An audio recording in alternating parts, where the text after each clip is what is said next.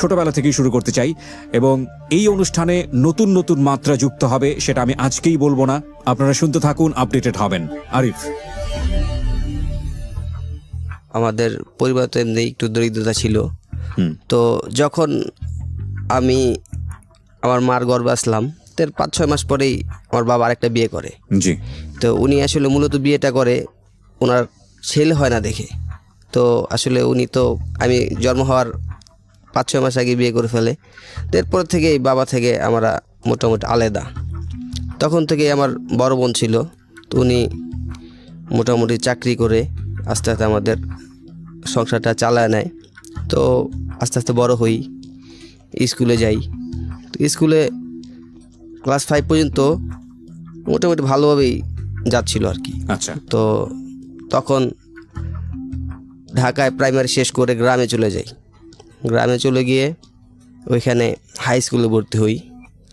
তো হাই স্কুলেও যাচ্ছিলাম, তো থাকে না এলাকার কিছু পোলাপান যেগুলা স্কুলে যায় না, তো ওদের সাথে আসলে এক পর্যায়ে বন্ধুত্ব হয়ে যায়। জি। তো তখন তো ওরা স্কুলে যায় না, তো আমারও ওদের সঙ্গ পেতে পেতে আর কি স্কুলে যেতে আর কি ইচ্ছা হয় না। তো এইভাবে চলতে চলতে একটা সময় স্কুলে যাওয়ার আপনাকে ইচ্ছাটাই মরে ফ্যামিলিতে যায়। কেউ শাসন করতো না যে আপনি স্কুলে যাচ্ছেন না বা এরকম হ্যাঁ, কিছু? এটা আমার মা তো অবশ্যই শাসন করতো। আপনি একটা মাত্র ছেলে ছিলেন আপনার ফ্যামিলি? হ্যাঁ। ওকে। তো আমার মা তো শাসন করতোই। তো আমি তারপরও হয় না, যে স্কুলে না যায় তার যত শাসন হোক তো কোনভাবে যাবে না। তো একটা পর্যায়ে স্কুলে যাওয়াটা টোটালি বন্ধ হয়ে যায়। কোন ক্লাসে থাকতে?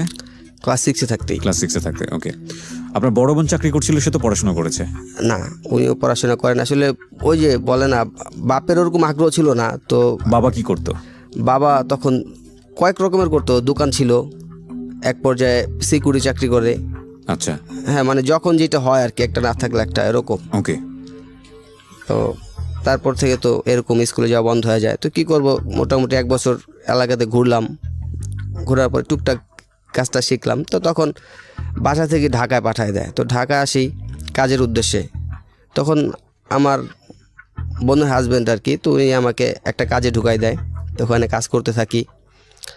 তো একটা পর্যায়ে হ্যাঁ কাজ করতেছি, কাজ শিখতেছি। তো তখন ওইখান থেকেই আমার ক্রাইম জিনিসটা শুরু হয়। কিভাবে হয় সেটা? যখন আমি ওখানে ঢুকি, তো তখন আমার 5টা পর্যন্ত কাজ ছিল। তো 5টার পরে আমাদের যে বসের ওনার ফোন ফ্যাক্সের দোকান ছিল। জি। তো ওইখানেই প্রথমত কিসের কাজ ছিল আপনার? কাজ ছিল কি ওখানে? আমার কাজ ছিল টেকনিশিয়ান, ইলেকট্রিক। ইলেকট্রিক বলতে? House wiring. এগুলো আপনি পারতেন নাকি শিখছিলেন? শিখতেছিলাম। বয়স তখন কত আপনার?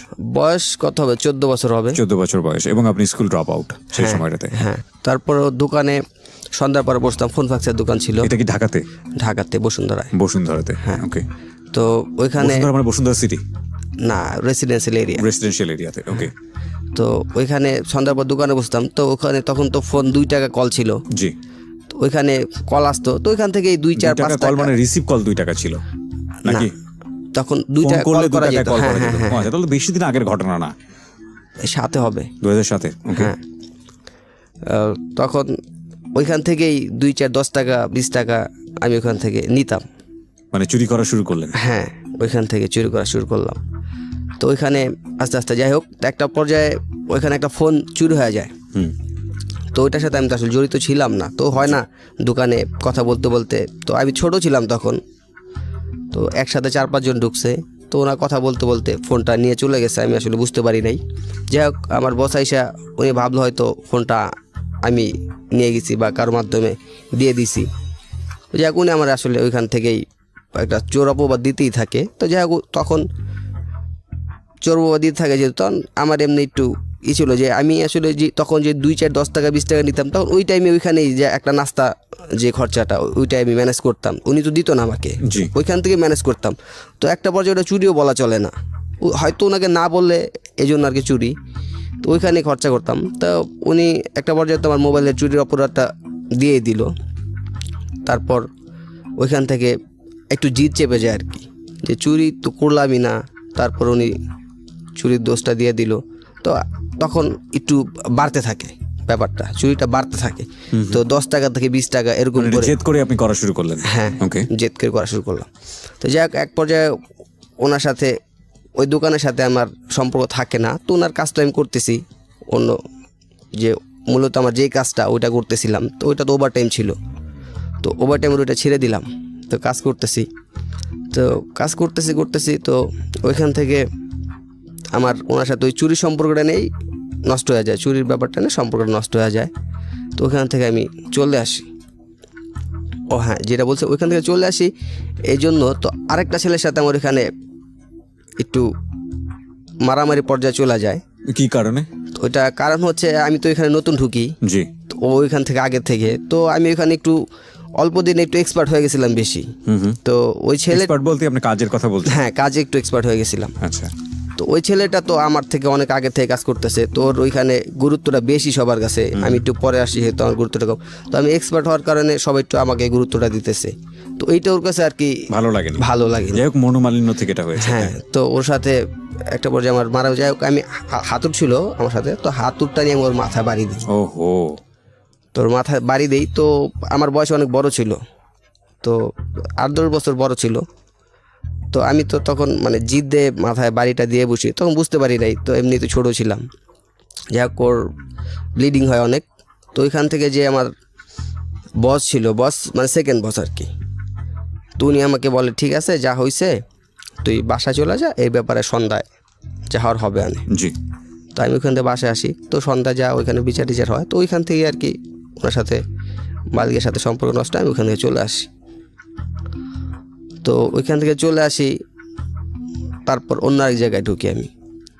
ওইখানেও আমার এক পরিচিত রিলেটিভ আরেক জায়গায় আমাকে ঢুকায় দেয়, তো ওইখানে করতে থাকি। তো ওইখানে মোটামুটি প্রায় 1 বছর করছিলাম গেল যেখান থেকে আসছি। তো ওইখানে 1 বছর করার পর আমার ভালো একটা এক্সপিরিয়েন্স হয়ে গেছে, তো ওই এক্সপিরিয়েন্স কাজে লাগে এখানে করতেছি। তো ওখানে মোটামুটি একটা ভালো একটা স্যালারি দেওয়া হয়েছিল আমার।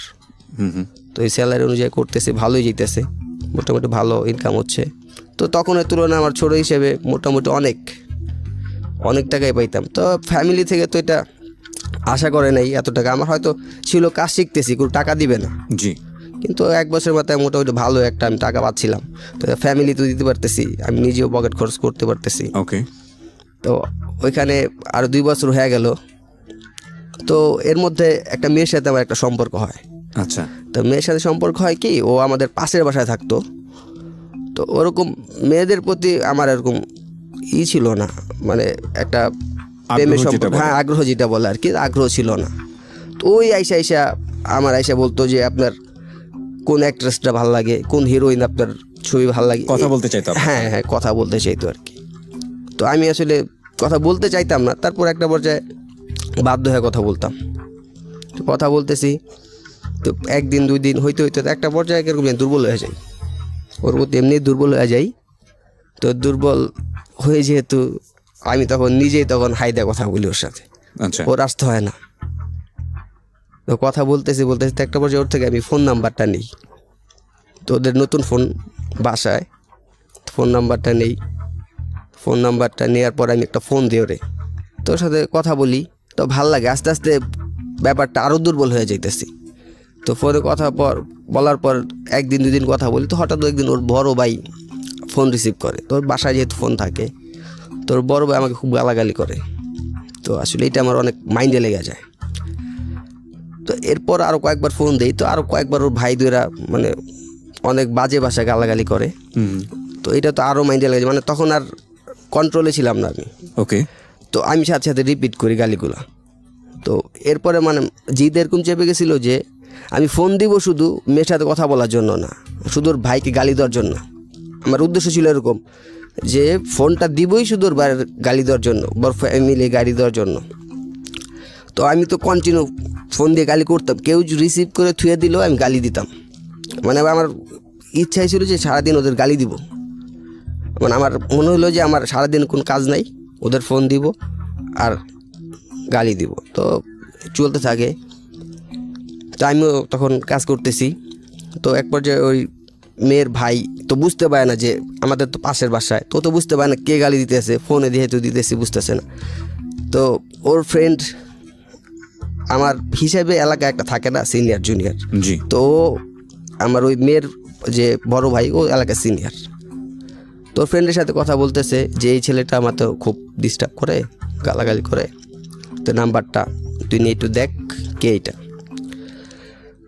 তখন আমি এমনি একটু দেখা গেছে যে এলাকার মধ্যে একটু সবার সাথে ফ্রেন্ড সার্কেল বেশি ছিল, একটা থাকে না যে লোকজন বেশি থাকলে একটু জোর থাকে, তখন আমি ওর সরাসরি বলি যে হ্যাঁ আমি ফোন দিছিলাম, কী সমস্যা, আপনি গালাগালি করছেন ফার্স্টে, এই জন্য আমিও গালাগালি করছি।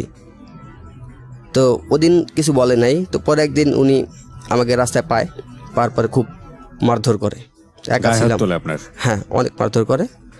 তো আমার অনেক জায়গায় কেটেও গেছিল। তো তখন পরের দিন আমি আবার আমাদের ফ্রেন্ড সার্কেল যারা ছিল ওদের আনি। তো আনার পর ওর ভাইরে মারতে, মানে ওই ছেলেটা যে ওর নাম, যেটা ওর নামটা বলি, জি শিওর। হ্যাঁ ওর নামটা হলো, তো ওইখানে কে মারতে পারি না, তো ওর সাথে যারা ছিল ওদের সবাইকে মোটামুটি ওদেরকে মারি। তো আর কয়েকদিন যায়, তো একটা পর্যায়ে ওই মেয়েটা তো বুঝতে পারে যে আমি গালাগালি করতেছি, ও জানে। তো এরপরে ওই মেয়েটা আমার একদিন বলে যে আজকে তো বাসায় কেউ নাই, তো আপনি আমাকে ফোন দিতে পারেন, আজকে আপনার সাথে কথা বলতে পারবো। ওকে। তো এর মধ্যে কিন্তু আমি মেয়ের সাথে পরিচয় হওয়ার প্রায় 1.5 বছর চলে গেছে। ওকে এমনি তো আমি পছন্দ করতাম, তো 1.5 বছর চলে গেছে, 1.5 বছর ওর সাথে তেমন একটা কথা হয় নাই, বা ওরে যে আমি পছন্দ করি ও জানতো, কিন্তু ও যে পছন্দ করতো এটা আমি বুঝতাম, কিন্তু বলা হয় নাই, আমিও বলি নাই, ও আমাকে বলে নাই। আচ্ছা। তো চলতেছে। তো ও যে বললো যে বাসায় আজকে কেউ নেই, আপনি আমাকে ফোন দিয়েন, আজকে কথা বলতে পারবেন। তো ওই দিন আর ফোন দিলাম। ফোন দেওয়ার পরে ওরে বলতেছে কী ব্যাপার এতদিন পরে তুমি বললা, কইছে যে বাসায় কেউ ছিল না, তুই ফোন দিতে পারেন।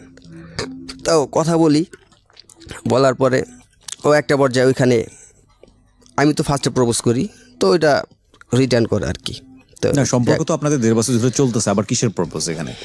না, সম্পর্কটা চলতেছে ওরকম না, মানে আমিও পছন্দ করি, ও দুজনকে পছন্দ করতেন কিন্তু ওইভাবে মন বলতাম খুলে না, বলা হ্যাঁ, হয়নি। বলা হয়নি। তো ওরকম তো বলার পর ও বলছে, যাক ওর সাথে চলে অনেক দিন সম্পর্ক, ওইখান থেকে সম্পর্ক চলে। তো ওর একটা ব্যাপার, কেউ যখন স্কুলে পড়তো, তো আমি তো তখন জব করতাম বা কাজ করতাম, তো ওর সাথে এরকম মানে কথাবার্তা বলতো না, জি। যেহেতু ও স্কুলে পড়ে, একটা শিক্ষিত মেয়ে, আমি একটা অশিক্ষিত ছেলে। তারপরেও মোটামুটি যেরকম হইতো, তো ওর একটা ডিমান্ড ছিল, বেশি ডিমান্ড ছিল এরকম যে ওর সাথে যদি স্কুলে দেখা করতে যেতাম, ও যায় চকলেট, আইসক্রিম, এইটা সেটা চাইতো। তো যেহেতু ও চাইতো, তা আমার এরকম একটা তখন সামর্থ্য ছিল না, মানে ও যেটা চাইতো ওই অনুযায়ী এত টাকা তো ছিল না। তো তখন এমনিতে আমার বয়স কম ছিল, তো 16 বছর হবে, তখন সম্ভব ছিল না। ও কোন ক্লাসে পড়তো? তখন 8 পড়তো। 8 পড়তো, ওকে। তো সম্ভব ছিল না তখন। যাক ওর বার্থডেতে তেমন, যাক একটা বার্থডে আসে, তো বার্থডেতে এরকম একটা গিফট করতে পারি না আমি, তো নর্মালি যেগুলো গিফট করা যায় ওরকম, তো সামথিং ফুল। কিন্তু ওর হয়তো ডিমান্ড ছিল আরও বেশি অন্য কিছু। তো ওর সাথে আস্তে আস্তে সম্পর্কটা নষ্ট হতে থাকে, ওর চাহিদা নিয়ে সম্পর্কটা নষ্ট হতে থাকে। জি। তো আমি আরও 2-1 থেকে শুনলাম যে ও আরেকটা ছেলের সাথে সম্পর্ক স্টার্ট করছে। তো সম্পর্ক স্টার্ট করছে এটা বুঝতে পারি আমি। ওর তো চাহিদা নিয়ে সম্পর্ক নষ্ট হতে থাকে, মানে হচ্ছে ও যেগুলো চাইতো সেগুলো আপনার পক্ষে মেটানো সম্ভব ছিল না, সম্ভব ছিল, বিকজ অত টাকা আপনি আর্ন করতেন না। হ্যাঁ হ্যাঁ ওইটাই। আচ্ছা। তো আরেকটা ছেলের সাথে শুনি যে, মানে অন্য মানুষের থেকে শুনি যে ওর সম্পর্ক হইতেছে বা হবে এরকম। তো পাশের বাসায় এক আন্টি ছিল, তো উনি বললো যে এরকম এরকম একটা ছেলের সাথে তোর সম্পর্ক হইতেছে, ওই ছেলের সাথে ঘুরতে গেছে আর কি। তো আমি ঘুরতে গেছে শুনে তো আবার মাথা ঠিক নাই, মাথা গরম হয়ে গেছে। তো ব্যাপারটা কি, আমার সাথে সম্পর্ক আছে, অন্য ছেলের সাথে ঘুরতে যাবে কেন? তো তখন পূজা ছিল, তো পূজায় ঘুরতে গেছে আর কি। তো আসে, আমি হ্যাঁ বুঝতে পারছি যে কে যেন বলছে যে ও বনানী গেছে পূজা মণ্ডপে। তো আমি মোটামুটি বনানীর আশেপাশে যাই, কিন্তু ওদেরকে পাই না, দেখি না। তো ফিরে আসার পর ওকে সন্ধ্যার পরে ওর সাথে দেখা করি। তো ওকে তো এরকম একটা ভুল ছিল আমার এটাই, যে ওকে তেমন কিছু জিজ্ঞেস করি না আমি। তো জিজ্ঞেস না করে আমি 2টা থাপ্পড় দিই এই জন্য যে আরেকটা ছেলের সাথে তুমি ঘুরতে গেছো, আমি থাকা অবস্থায়। কেন? তো আমি তো আসলে জিজ্ঞেস করি না ও গেছে কি না, এই জিজ্ঞেসটা আমার হয় নাই। তো Right. না জিজ্ঞেস করে আমি আগে থেকে আপনি মনে করে নিয়েছেন যা আপনি জেনেছেন সেটাই সঠিক, তার আগে আপনি এ ধরনের রিয়াক্ট করেছেন। হ্যাঁ, তারপর তো ও ওইখানে কিছু বলে না, চুপচাপ মাথা নিচু করে চলে যায়। তো চলে যাওয়ার পর পরের দিন সকালে ওর ভাই আবার আমাকে গায়ে হাত তোলে। তো আমি বুঝতে পারি না, একা একা ছিলাম। তো গায়ে হাত তোলে, আরও 4-5 জন ছিল ওর সাথে। তো কথাটা ছিল, তো আমার বোনের গায়ে তুই হাত দিলি কেন? ওকে, এর দোষিনে ও আমাকে হাত তোলে। তখন আমি তো অবাক, কারণ ও আমাকে পছন্দ করে বা লাভ করে যাই হোক, তো ও তো এটা বলতে পারে না ওর ভাইয়ের কাছে। রাইট, তখন আপনার খারাপ লেগেছে। হ্যাঁ, তো এক পর্যায়ে আমিও ওইখানে খুব খারাপ লাগে। তো এক পর্যায়ে আমি মনে মনে কেঁদেই দিই, যাক ও বলছে যাক ব্যাপার না। তো পরের দিন আমি আর ওদিন আর, এর আগের বার তোর ভাই মারার পরে আমিও মারছিলাম, কিন্তু ওদিন আর ওরকম ইচ্ছা ছিল না। তো যাক আমি আমার মতো, তো আমার বাসায় আবার কীভাবে জেনে ফেলছে এই ব্যাপারটা। বাসায় জেনে ফেলছে এরকম যে ওরা আমার গায়ে হাত তুলছে বা এই মেয়ের সাথে আমার সম্পর্ক চলতেছে বা চলবে। তো বাসা থেকে অনেক নান ভাবেন। হ্যাঁ, তো তারপর যাই হোক আবার একা একা চলতেছি, কাজে যেতেছি আসতেছি। তো অনেক দিন পরে তো মেয়েটা আবার আমাকে বলল যে আসলে ব্যাপারটা কি, স্কুল থেকে শুনছি আমাদের টিচার বলছে যে ভালোবাসে সে হাত তুলতে পারে। তো ওকে, ও আমাকে এই কথাটা বললো। তো আমি বললাম যে আসলে ঠিক আছে, বুঝতে পারছি, এটা তো আমার আগে বুঝা ছিল, উচিত ছিল আর কি। হ্যাঁ, this is a very very important point, cause ওরা দুজনই কিন্তু বয়সের দিক থেকে ইম্যাচিউর, এবং যে কারণে ওদের ভেতরের এই বিষয়গুলো মারাত্মক রকমভাবে ইম্যাচিউরিটি রয়েছে, যে আসলে লাভ করলে রিলেশনশিপটা কেমন হয় বা সেটা আদৌ ওদের জানার বয়সটা আসলে ছিল না দুজনের পক্ষ থেকে। এই ব্যাপারটা এরকম। বলেন তারপর। হ্যাঁ, তো আমি বললাম যে তোমার তো এটা আগে বোঝা উচিত ছিল, তোমার ভাইকে তো এটা বলা উচিত হয় নাই। তো তোমার ভাই আমার গায়ে হাত তুলছে, এটা কি তোমার কাছে ভালো লাগছে না খারাপ লাগছে সেটা বলো আগে। তো ও বলতেছে যে আমি তোমার ভাইয়ের কাছে বলি নাই। তো আমি বললাম যে কে বলছে? তো তখন ওর সাথে একটা ওর বান্ধবী বলা চলে, কিন্তু ওর সিনিয়র ছিল আর কি মেয়েটা। তো ও নাকি বলছে। তো যাই হোক, তারপরও আমার ওর প্রতি যে ভালোবাসাটা ছিল, তো ভালোবাসা এর আগে তো আস্তে আস্তে ঘৃণায় পরিণত হইতেছিল। তো এর মাঝখানে ও তো কথা যেহেতু বইলা গেল, তো আস্তে আস্তে আমিও আবার আগের মতো একটু বইলা গেলাম। তো তারপরে ওর সাথে যেহেতু একটা হয় না, একটা মেয়ে যদি কারো সামনে এসে হাইদা কিছু বলে, তো ছেলেটা একটা ডিমান্ড তো বেড়ে যায়, সবার ক্ষেত্রে এরকম হয়। তো আমার তখন একটু ডিমান্ড ছিল এরকম, ও তো নিজে হাইদেই বলছে তো না না তোমার সাথে কথা বলা যাবে না। তো আমি তো মনে মনে আসলে পছন্দ করি, তো এটা হয়তো উপর দিয়ে ডিমান্ড দেখাইতেছিলাম। যাই হোক 2-3 দিন পরে আবার ওর সাথে সম্পর্ক হয়। তো সম্পর্ক হওয়ার পর হ্যাঁ ওর সাথে ঘুরতে যেতাম, বাইরে বের হইতাম। তো পাশের বাসা ছিল। তো একটা পর্যায়ে অনেকদিন পর আমাকে বলে যে আমার সাথে একটু দেখা করবেন রাত্রেবেলা। যাই হোক আমি ওর সাথে রাত্রেবেলা, হ্যাঁ 12টার পরেও বলে। তো পাশাপাশি বাসা, জি। তো ছাদ ছিল একটা, তো মাঝখানে আবার পার্টিশন দেওয়া ছিল, পাশাপাশি গেটও 2টা ছিল, ছাদ একটা ছিল। ছাদের সাথে দেখা করি। তো দেখা করার পর হ্যাঁ ও আমাকে অনেক কিছু বলে যে আসলে আমি তোমাকে রিয়েল লাভ করি। তো আমি বললাম যে হ্যাঁ ঠিক আছে, রিয়েল লাভ করো, আমি বুঝতে পারি, আমিও তো তোমাকে রিয়েল লাভই করি। তো যাই এক পর্যায়ে ওর সাথে অনৈতিক হইতে পারে, তো যাই হোক ওইখান থেকে চলে আসি।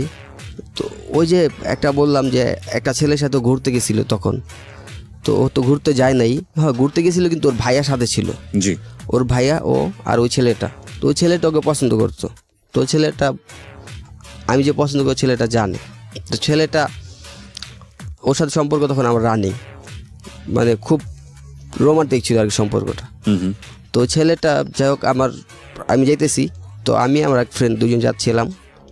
তো ছেলেটা আমাকে অ্যাটাক করে। তো ওর আরও অনেক বন্ধু বান্ধব ছিল, যাই হোক অনেক মারধর করে। তো স্টেম, ওরা ক্রিকেট খেলতেছিল, তো স্টেম ছিল, ব্যাট ছিল, মানে যে যেরকম পারছে আর কি, খুব মারধর করে। তো যাই হোক আমি ওইখান থেকে বাসায় চলে আসি। তো 2জন ছিলাম, কিছু তো করার সামর্থ্য ছিল না।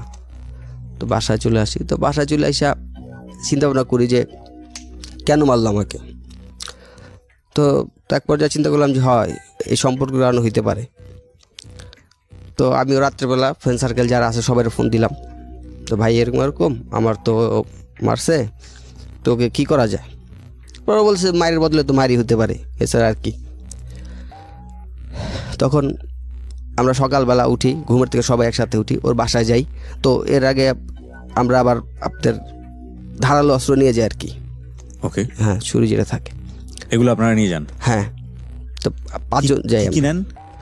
এই ছুরি, শুধু ছুরি। একটাই নাকি আরো? না, 4টা নিয়ে গেছিলাম। 4টা ছুরি নিয়ে? ওকে। হ্যাঁ, তো সকালবেলা যাই, ওর বাসা থেকে ওর উঠায় নিয়ে আসি। তো আমি মাথায় তো আমার এমনি আসলে খুন চেপে রয়েছে, তো আমি ওকে মারধর করি অনেক। তো আবার ছুরি দিয়ে যাই, তো ছুরি ধরে 2-3টা পোঁচও দিই, ও হো, পিঠের মধ্যে দিই। তো আবার ফ্রেন্ড যারা ছিল ওরা অনেক আটকাইছে আমাকে, তো তাও পারে নাই। তো আসলে ওরা যদি না আটকাইতো হয়তো ওইখানে খুন হয়ে যেতে পারতো। তো মাথাটা এরকম গরম ছিল। যাই হোক, ওইখান থেকে আসি। এই স্বভাবটা কি আপনার ছোটবেলা থেকেই ছিল? মানে আমি যেটা বুঝতে পারছি যে ছোটবেলা থেকে এক ধরনের এগ্রেসিভ ব্যাপার আপনার মধ্যে ছিল। হ্যাঁ, এটা হয়তো কি ব্যাপারটা, আমি মানে মাথা যতক্ষণ গরম থাকে তখন কি করতেছি এটা আসলে আমার শরীর থেকে মানে কি করতেছি ওটা মাথা থাকে না, কিন্তু মাথা যতক্ষণ গরম থাকে আর কি, ওই সময়টা কোনো হুঁশ থাকে না। হ্যাঁ, হুঁশ থাকে না, যেটা আর কি। ডক্টর তাজুল ইসলাম, আপনি স্ট্যান্ড বাই আছেন। এটাকে সাইকোলজির ভাষায় কি বলে, এবং এটার কোনো কিওর কি আদৌ আছে? জি, এটা অত্যন্ত গুরুত্বপূর্ণ ব্যাপার। আমি অনেক অনুষ্ঠানে বা অনেক জায়গায় বলেছি যে পরবর্তী পর্যায়ে আমাদের যারা যে সমস্ত শিশু বা কিশোররা খারাপ হতে চায়, বখাটে হয়ে যায়, অথবা মাদকাসক্তি অথবা অপরাধে জড়িয়ে পড়ে, অথবা আমরা যাদেরকে খারাপ ছেলে বলি, ছেলে মেয়ে বলি, তাদের প্রধান বৈশিষ্ট্য থাকে যে তাদের কন্ডাক্ট ডিসঅর্ডার হয়, আচরণগত সমস্যা হয়। তার আবার সবচেয়ে ছোট কাল থেকে যে লক্ষণটা থাকে সেটাকে আমরা বলি টেম্পার ট্যান্ট্রাম। টেম্পার মানে মেজাজের যে ট্যান্ট্রাম, এটা কিন্তু এক এক বাচ্চার এক এক রকম। 2 ধরনের বাচ্চা আছে, একটা হচ্ছে ডিফিকাল্ট চাইল্ড, মানে আরেকটা হচ্ছে ইজি চাইল্ড। ডিফিকাল্ট ছেলেদের বাচ্চাদেরকে এই টেম্পার ট্যান্ট্রামটা, অর্থাৎ মেজাজের চড়া মেজাজের ইয়া থাকে। তারা যে কোনো জিনিস চাইলে যদি না পায় তখনই তাৎক্ষণিক ভাবে চিৎকার করে লুটিয়ে পড়ে, তারপরে মানে চিৎকার করতে থাকে, কিছু ভাঙচুর করতে থাকে। মানে তারা ছোটকাল থেকেই চড়া মেজাজের একটা লক্ষণ দেখায়, যেটা আপনি বলতে চাচ্ছিলেন যে ছোটকালে রাগী ছিল।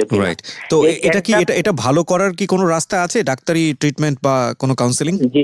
জি জি, অবশ্যই করতে হবে, এবং এটা খুবই important. Tajul Islam stand by থাকেন, প্রয়োজন আপনার সঙ্গে আবার যোগাযোগ করবো। ওকে, হ্যাঁ বলেন। হ্যাঁ, তো ওইখানে যাই হোক মাথা পোজ দিলেন আপনি। পোজ দেওয়ার পরে ওইখান থেকে চলে আসি। তো সবাই ওইখানে আসলে মানুষজন অনেক জ্বর হয়ে গেছিলো সকালবেলা, তো যারা গার্মেন্টসে যাচ্ছিল অনেক মানুষজন জ্বর হয়ে গেছিলো। তো ওখানে ওকে মেরে, ওখানে ও তো ছিল ওইখানেই। তো ওইখান থেকে চলে আসি, তো হাতে ছুরিটা ছিল ওপেনই, সবার সামনে নিয়ে আসতেছিলাম।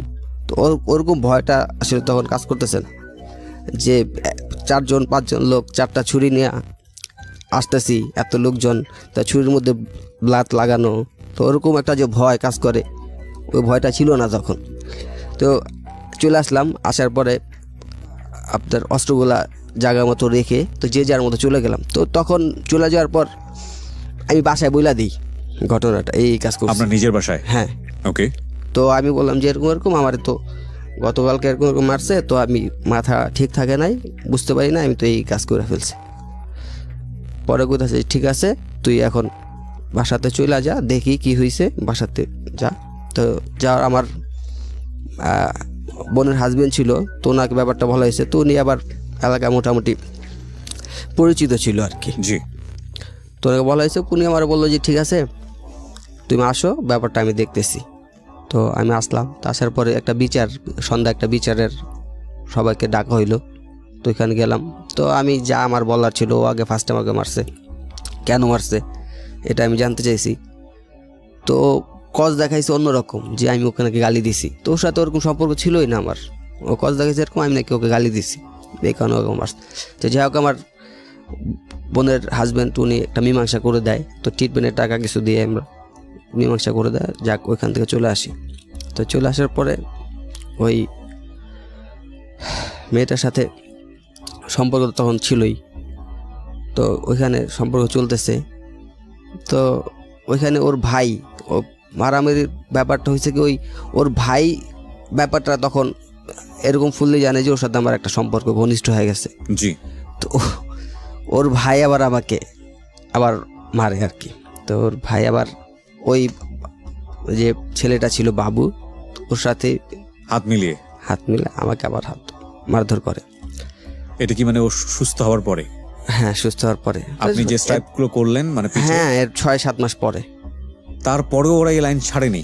না, এর 6-7 মাস পরে আমাকে ওকে, আবার মারে। যাই হোক, তো আমার প্রত্যেকটা মারে ওদের ছিল ওরকম ভাবে মারতে পারেন নাই। তো যাই হোক, আমি যে কোনোভাবে পাশ করে আইসা পড়ি। তো এরপরে মারধর করার পর আমি আমার ফ্যামিলিরে জানাই ব্যাপারটা, এরকম এরকম মারছে। তো এখন তোমরা কি বলো, আমি কি আবার এই কাজটা কি করব না করব না?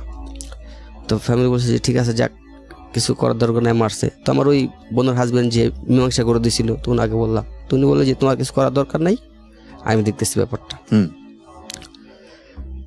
তো যাক, ওইখানে আরেকটা বিচার হইলো। তো বিচারে দেখা গেছে ওনারা মীমাংসা করে দিছে। তো ওইখানে মেয়ের সম্পর্কটা প্রকাশ হয়েছে আর কি। তো বিচারের মধ্যে যে ওর সাথে আমার একটা সম্পর্ক ছিল, এই কারণে ওরা আমাকে গায়ে হাত তুলছে।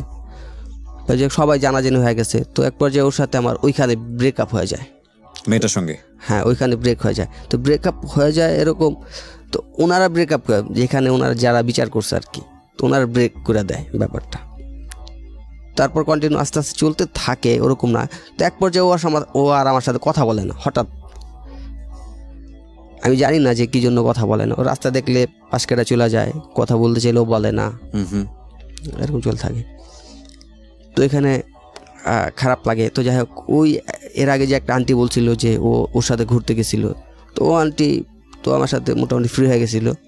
তো উনি বলতেছে যে এরকম এরকম, দেখো, একটা মেয়ে আসলে কী চায় এটা তো বুঝতে হবে। একটা মেয়ে তোমার সাথে ঘুরতে যাবে, ঠিক আছে, মেয়েদের তো ডিমান্ড থাকে, তুমি ওরকম টাকা খরচা করো না, ঘুরতে নিতে পারো না, এরকম না করলে তো একটা মেয়ে থাকে না সবসময়। তো বুঝতে হবে, তুমি পছন্দ করো, ঠিক আছে, তো না ঘুরতে যাবা, রিস্কা ঘুরবা, বাইরে ঘুরতে যাবা, রেস্টুরেন্টে যাবা, তো এরকম না করলে একটা মেয়ে থাকে না। ব্যাপারটা হচ্ছে এরকম। তো খালি মুখের ভালোবাসা থাকলেই তো হয় না। তো আমি বললাম আচ্ছা ঠিক আছে, যাই হোক, বুঝতে পারছি ব্যাপারটা, ও হয়তো এই কারণে চলে গেছে। তো তখন আমি তো আর পছন্দ করতাম। তো আমি অনেক দিন 8-10 দিন অনেক কান্নাকাটি করছি। তো বাসায় কান্নাকাটি করছি। তখন 8-10 দিন তো আমি কোনো কাজ করি নাই, কাজে যাই নাই। তারপর থেকে কাজে যাওয়া শুরু করি। তখন মাথায় এরকম একটা চিন্তা থাকে যে আসলে টাকার জন্য কিন্তু আমি ওর পাইলাম না, বা ওর সাথে সম্পর্কটা আমার কন্টিনিউ হয় নাই। তখন একটা টাকা ইনকাম বা আর্ন করার লাগে একটা যে মন মানসিকতা অত্যন্ত বেড়ে যায় আমার। এটা বৈধ হোক অবৈধ হোক ওটা কথা ছিল না, আমার কথা হলো আমার টাকা দরকার, এরকম। তো জিদ ছিল এরকম যে টাকার জন্য হয়তো ওর সাথে রিলেশনটা কন্টিনিউ হয় নাই, ব্রেক হয়ে গেছে মাঝখানে। তো তখন আমি মাথায় আসে আপনার যেভাবেই হোক না কেন টাকা ইনকাম করতে হবে। হ্যাঁ, নোট অন দ্যাট পয়েন্ট, প্রিয় শ্রোতা। যেটা বলি সবসময় যে প্রত্যেকটা গোপন সত্যের পেছনে একটা শক্তিশালী ব্যাকগ্রাউন্ড থাকে, আর সেই সত্যটাই গোপন হয় যে সত্যের সাথে ভয়াবহ রকমের অপরাধ জড়িয়ে থাকে, কিংবা যে সত্য প্রকাশ পেলে ভয়াবহ রকমের অপরাধ হবার সম্ভাবনা থাকে। আজকে যে সত্য ও এখানে প্রকাশ করছে সেটার পেছনে ভয়াবহ অপরাধ জড়িয়ে আছে, এবং সেটা প্রকাশ করলে মানুষ অপরাধ থেকে দূরে সরে আসবে। ওর ভেতরে ওর যে বয়স, সে বয়সে ও মিসগাইডেড হচ্ছে। ওকে এই মেসেজটা যদি কেউ দিত যে এটা আসলে অল্প বয়সী একটা লাভ, ওই মেয়েটার ক্ষেত্রে যেটা হয়েছে যে ক্লাস 8-এ পড়া অবস্থায় সেটা সে ফিল করেছে, একটা পরিণত বয়সে গিয়ে সেই লাভটা সে ফিল করছে না, যেটা অ্যাডোলেসেন্স পিরিয়ডে হয়।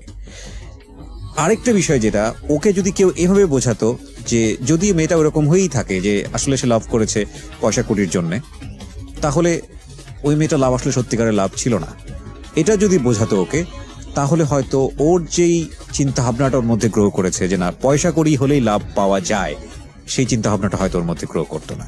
So this is the background, এবং খুবই খুবই খুবই শক্তিশালী ব্যাকগ্রাউন্ড। আমরা এখান থেকেই ফিরবো।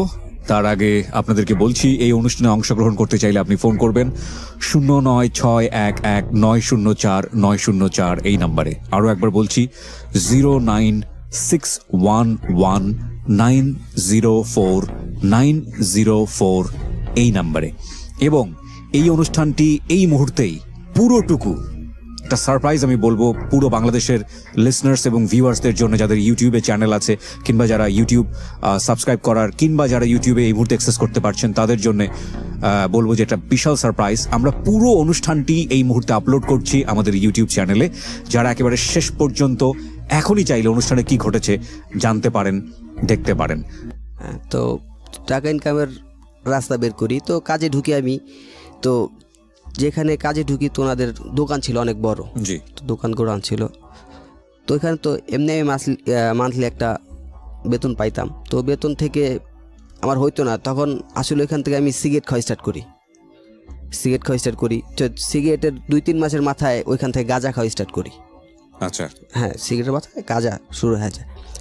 তো যা গাঁজা শুরু হয়ে যায়, ডিপ্রেশন থেকে মানে মেয়েটার সঙ্গে সম্পর্কটা ভেঙে গেল এই কারণেই? হ্যাঁ হ্যাঁ। আচ্ছা, তো ওইখানে গাঁজা স্টার্ট করার আপনি তো জানতেন সিগারেট খাওয়াটা খারাপ, জানতেন কিনা? অবশ্যই আপনি জানতেন যে আপনি যেটার কথা বললেন যে গাঁজা, এবং এটা খাওয়াটাও শরীরের জন্য খারাপ, জানতেন এটা? হ্যাঁ। জানার পরেও আপনি এটা কেন করতেন? ওই যে মানে একটা কষ্টের মধ্যে, মানে প্রত্যেকটা জিনিসই তো জানতাম, এই যে চুরি করা যে খারাপ এটাও তো জানতাম, এক্স্যাক্টলি, কিন্তু ওইটা কন্ট্রোল করতে পারতাম না। যাই হোক, আমার মাথায় একটা জিদ ছিল যে টাকা ইনকাম করতে হবে। না, কিন্তু সিগারেট গাঁজার প্রশ্নটা আমি এই কারণে করছি, আমরা সবাই যারা ধূমপান করি তারা জানি যেটা খারাপ, তারপর আমরা করি, কেন করি? হ্যাঁ, এটা করি আসলে মানুষের এই গাঁজা বা সিগারেট এগুলো মানুষের ইমোশন নিয়ে খেলে। আচ্ছা, ইমোশন আসলে দমায় রাখে। আপনার কি মনে হয়েছে যে এটা খেলে হয়তো বা ইমোশনটা দমিয়ে থাকবে, ওর প্রতি ওই ধরনের অনুভব হবে না, একটু পাগলামোটা অন্যরকম ভাবে হবে, ফিলটা একটু অন্যরকম ভাবে, বিষয়টা কি এরকম ছিল? হ্যাঁ, অবশ্যই এরকম না থাকলে এবং তো আর এটা খাইতাম খাওয়ার না। পরে কি আপনি ফিলটা পেতেন? মানে এরকম হতো যে যে মেয়েটাকে আপনি ভুলে আছেন, আপনার মধ্যে রাগ নেই, ক্ষোভ নেই, দুঃখ নেই, এরকম কি হতো? না, আসলে এরকম হতো না যে খাওয়ার পর হয়তো আমার কাছে যেটা মনে হয়েছে যে খাওয়ার পর ভালোবাসাটা বেশি করে জেগে যেত। এক্স্যাক্টলি, এই প্রশ্নটা এই কারণেই করলাম প্রিয় শ্রোতা, যারা এই ধরনের একটা অ্যাজাম্পশন নিয়ে ড্রাগের দিকে যান তারা আসলে ভুল সিদ্ধান্ত নেন, বরং সেটা আরো আপনার জাগিয়ে দেয় ভেতরে। ওকে, বলেন। হ্যাঁ, তো গাঁজা শুরু করলাম। তো যাই হোক, তখন টাকা তো যা হইতো ওই সিগারেট গাঁজাতেই চলে যেত আমার, সেই বেতন পেতাম। তখন তো হইতো না, তো বাসায় একটা টাকা দিতে হইতো মাসে। তো তখন ওই যার দোকানে কাজ করি বা তো ওনার তো দোকানে, তো আমি তো এমনি কাজ করতেছি ইলেকট্রিকের। জি, তো ওখানে অনেক দামি দামি মাল ছিল। আচ্ছা, তো ওই দোকান থেকে আসলে দোকানে আমার যদি পাঠাইতো তখন থেকে আমি ওখান থেকে চুরি করা স্টার্ট করি। ওইখান থেকে, হ্যাঁ, দোকান থেকে চুরি করা স্টার্ট করি। কি চুরি করতেন ওই সময়টাতে? ক্যাবেল চুরি করতেন? হ্যাঁ। আচ্ছা, কি পরিমাণ চুরি করতেন আসলে এগুলো? অনেক দাম, মানে আমি একলো 4টা-5টা বের করতাম, 7,000-8,000 টাকা হইতো। কয়টা চুরি করতেন মাসে এরকম? মাসে দেখা গেছে এরকম মাস গেছে 1 লাখ টাকা হয়েছে। ও মাই গড! কোথায় কাজ করতেন আপনি ওই সময়টাতে? তখন কাজ করতাম আমি কুড়িল বিশ্ব রোডে। মানে যে দোকানে কাজ করেছেন ওটা তো লালবাতি জ্বলে যাওয়ার কথা। হ্যাঁ, আসলে ওনাদের দোকানটা অনেক বড় ছিল, বুঝতে পারতো না অনেক, মানে ব্যাপারটা হয়েছে কি, আমাদের ইলেকট্রিকের যে ব্যাপারটা হয় কি, ওনারা তো শোরুম থেকে নিয়ে আসতো না। জি, তো আমি যেরকম এখান থেকে চুরি করতাম অন্য দোকানে বিক্রি করতাম, ওকে, তো ওরকম অন্যরাও চুরি করে করে এই দোকানে নিয়ে আসতো বিক্রি করার জন্য। তো ওইখানে প্রায় 40% কমে বিক্রি করতো দোকানে। আচ্ছা, মানে 40% দোকানদারের লাভ থাকবে। আপনি কিনতেন ওইগুলা না, নাকি আপনি চুরি করে নিয়ে গিয়ে বিক্রি করতেন কম আমি দামে? বিক্রি করতাম, বা আমি যে দোকান থেকে চুরি করতাম ওনারও ওইভাবেই কিনতো অন্য কারোর কাছ থেকে। আচ্ছা আচ্ছা, বুঝতে পেরেছি আমি। ওকে, মোটামুটি সবারই চোরের সাথে লেনাদেনা ছিল। তো এই জন্য আর কি ওনাদের দোকান অনেক অনেক ছিল। তো আসলে ওরা বুঝতে পারতো না। হ্যাঁ, ওই যে বলেন একটা নদী থেকে 1 কলসি পানি নিলে বোঝা যায় না। কিছুই বোঝা যায় না। তো প্রতি মাসে আপনার অন এভারেজ লাখখানেক টাকা চুরি করতেন? এটা কন্টিনিউ হয় নাই। আচ্ছা, কি হয়েছে তারপরে? আচ্ছা আচ্ছা, প্রথম মানে একদম প্রথম যে যখন স্টার্ট করি, তো তখন আমি সুযোগ পাইলে, একটা হয় না সুযোগ পাইলেই তো করতাম। তো প্রথম মাসে ওরকম হয় নাই। প্রথম মাসে প্রথম নতুন তো তখন অতটা সাহসে হয় নাই, তো 40-50 এরকম হবে আর কি। আমি গ্যাপে গ্যাপে নিছি। তো নেওয়ার পরে ওইখান থেকে টাকা যেটা পাইতাম তো ওইখান থেকে বাসায় দিতাম। ওই আমার সিগারেট, তারপর গাঁজা। তো তখন গাঁজাটা একটু কমাই দিছি। তখন গাঁজাটা কমাই দিয়ে ফ্রেন্ড সার্কেল যখন পরিচয় হয়েছে, একটু স্টুডেন্ট যারা ছিল বা মিডল ক্লাস যারা ছিল ওদের সাথে পরিচয়, তখন টাকা ছিল আমার কাছে, তখন মিডল ক্লাস ছেলেদের সাথে পরিচয় হইতেই পারে। তো ওইখান থেকে আসলে তখন থেকে ভারে আসা শুরু করি আর কি। ভার মানে নেশা কোনো জাতীয়? হ্যাঁ, ড্রিঙ্কস যে আপনার ও বারে আসেন আপনি? আচ্ছা আচ্ছা, মদের বারে আসেন? মদের বারে, আচ্ছা, ঠিক আছে। তো ওখান থেকে ভারে আসা শুরু করি। তো ভারে তো অনেক কেমন লাগে। ওর অ্যাকসেন্টটা শুনে আপনারা অনেকে হাসতে পারেন। মনে রাখতে হবে প্রিয় শ্রোতা, ওর লেখাপড়া বা ওর যে এডুকেশনাল ব্যাকগ্রাউন্ড, সেখান থেকে ও বার শব্দটাকে এভাবে উচ্চারণ করছে, এটা আসলে খুব বেশি সিরিয়াসলি নেবার দরকার নেই, বাট ওর গল্পটা কি সেটাই হচ্ছে মূল বিষয়, মেসেজটা হচ্ছে মূল। ওকে, সো ওই জায়গাটায় আমরা ফোকাস করি, বলেন। হ্যাঁ হ্যাঁ, তো ওইখান থেকে ভাড়া যেতাম। তো ওইখানে যাওয়ার পরে দেখা গেছে 5,000-6,000 টাকা খরচ। ড্রিঙ্কস করা শুরু করতেন। এই ড্রিঙ্কসটা কি আপনি একা করতেন না সাথে কাউকে নিতেন? না না, ফ্রেন্ড সার্কেল ছিল, 2-3 জন যাইতাম, 4 জন যাইতাম। আপনি টাকাটা দিতেন? হ্যাঁ। ওরা কখনো প্রশ্ন করেছে আপনাকে টাকাটা কোত্থেকে আসে? হ্যাঁ, ওরা জানতো। ওরা জানতো যে আপনি চুরি করেন? হ্যাঁ। তখন ওইখানে টাকা খরচা করতাম ভাড়া। তখন গাঁজা খাওয়াটা একটু কমাই দিছি। তো তখন গাঁজাটা মনে হয়েছিল আসলে তুচ্ছ জিনিস, কিছু মনে হতো না। তখন আসলে ভাবতাম, যেটা ভাবতাম আছে এগুলো তো ছোট লোকেরা খায়, এরকম ভাবতাম। তখন তো ওই মদ খাওয়া স্টার্ট করছি, পকেটে পয়সা ছিল। হ্যাঁ, এরকম একটা ভাব ছিল আর কি। তো যাক, ওই দেখা গেছে যে টাকা ইনকাম করতাম, তারপর শপিং করতাম। টাকা তো তখন অনেক, মানে আমার মতো ছেলের কাছে এত টাকা, মানে আমার তো মানে প্রতিদিনই চান রাত। ওকে, প্রতিদিনই চান রাত। হ্যাঁ, এরকম। তো দেখা যায় শপিং করতাম, প্রতিদিনই কম বেশি শপিং করতাম। তো টাকা তো ওইখান থেকে আসতেছে। তো প্রথম স্টার্ট করার পর ওরা তো বুঝে নাই। তো যাই হোক, দ্বিতীয় মাসে ডাবল হয়ে গেছে টাকাটা, ইনকাম, চুরির ব্যাপারটা ডাবল হয়ে গেছে। 1,00,000 টাকার মতো ইনকাম করছি। তো ওই দেখা গেছে মদ খাইতে খাইতে শেষ হয়ে গেছে, ফ্রেন্ড সার্কেল নিয়ে খাইতাম। তো দেখা গেছে এরকম একটা পর্যায়ে আসছে যে ফ্রেন্ড সার্কেলটা যদি সিগারেট খাইতো আমার জন্য অপেক্ষা করতো, বা দোকানে ওরা খাইতো, আমি এসে ওদের টাকা দিয়ে দিতাম। এরকম মানে টাকা ছিল যেহেতু চুরির টাকা, জি, ওরা বুঝতো যে চুরির টাকা যেহেতু ওর থেকেই খাই, তো এরকমই দিতাম। তো দিতেছি আস্তে আস্তে, ওইখানে বেশি দিন করতে পারি না। তো ওনাদের গোডাউনটা চেঞ্জ করে, যাই হোক ওনারাও বুঝতে পারে না, তখন গোডাউনটা চেঞ্জ করে 4-5 মাসের মতো হয় আর কি, এরকম চুরি করতে পারি। তো এরপরে কাজ করতেছি, কাজ করার পরে আরেক দিন যা খুব রিক্সে চুরি করি, তো ওনারা বুঝতে পারে, আমার ধরে। তো ধরার পরে আসলে তো মারধর তো করে না, পুলিশও দেয় না, তো আমার বের করে দেয় আর কি। এটা কয় মাস পরের ঘটনা? বছরখানেক পরে। মানে বছর খানেক ধরে আপনি রেগুলার এইভাবে চুরি করেছেন? না, 5 মাস পর্যন্ত করতে পারছি রেগুলার। এরপরে গোডাউন চেঞ্জ করছে, তো ওখানে একটু সিকিউরিটি ছিল বেশি। আচ্ছা, তখন ওখানে করতে গিয়ে ধরা খেয়ে গেছেন? হ্যাঁ। আচ্ছা, তো ধরা খাওয়ার পর ওনারা বের করে দিছে আমারে। তো বের করে দেওয়ার পর তখন কাজের একটা যে সন্ধান করব, বা টাকা তো দরকার, তখন তো ফ্যামিলিতে টাকা দিতেই হয় আমার। আমি এতদিন দিয়ে আসছি, এখন দিতে পারবো না, কারণ কি, বা আমাদের ফ্যামিলি তো ইনকাম করার মতো ওরকম সবাই ছিল না, সবাই আপনার উপর ডিপেন্ড ছিল? আমার উপর। হ্যাঁ, তখন ওই যে বোন আমাকে বড় করছিল, তো বিয়ে হয়ে গেছে। জি, তা ডিপেন্ড তো আমার উপরেই তখন ছিল, ফ্যামিলি চলতো তখন আমার উপরেই। তো ফ্যামিলি বলতে গেলে আমি আর আমার মা, এছাড়া আর কেউ ছিল না। আমার ভাই তো আমি একাই ছিলাম, বোন তো সবার বিয়ে হয়ে গেছে। তো আর দেখা গেছে যে আমার যেভাবে হোক ঢাকায় তো ভাড়া থাকি, তো ভাড়ার টাকা তো মাসে শেষে জোগাড় করতেই হবে। এটা যদি কেমন হয়ে যায় তারপর তো জোগাড় করে দিতেই হবে, বাইরে আলাদা তো বাসাতে বের করে দিব, এরকম ব্যাপারটা। তো যাই হোক, ওইখানে এখন ইনকামের কোনো সোর্স খুঁজে পাইতেছিলাম না, যে কোথায় যাব, কি করব, মানে কাজের সন্ধানও খুঁজে পাইতেছি না তখন কি করব। তো তখন আমার এলাকা থেকে তো যাদের সাথে এতদিন ছিল সম্পর্ক, তো ওদের সাথে সম্পর্ক আস্তে আস্তে কমাই দিছি। তো ওই যে ওরা দেখা গেছে, ওই যে ওরা তো মিডল ক্লাস, ওদের টাকা মোটামুটি ফ্যামিলি থেকে যাই পায়, তো দেখেছে পকেট মানি যা পায় অ্যাভারেজ করে হয়তো যাইতে পারে ওরা মদ খাইতে, কিন্তু আমি তো সম্ভব না।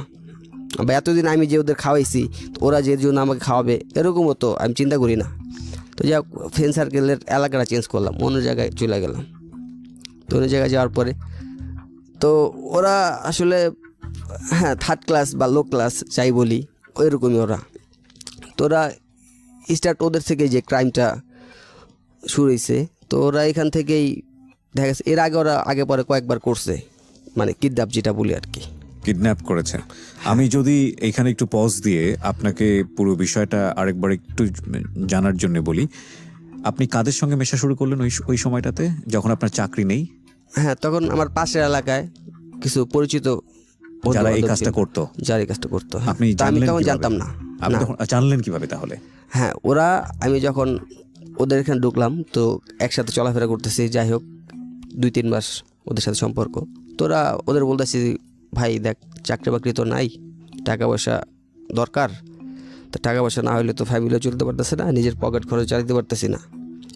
তো তখন এমনিও সিগারেট তো কন্টিনিউ হইতেছে, তখন তো মদেরও একটা নেশা ছিল হালকা, তেমন নেশা ছিল না যে খাইতে বই এরকম কিছু না। তো হয়তো তখন দেখা যাচ্ছে 2-3 দিন পর খাইতাম, এখন তো মাছও খাইতে পারতেছি না। তো চিন্তা ভাবনা হয় যে মাসে একবার খাবো আর কি, এরকম।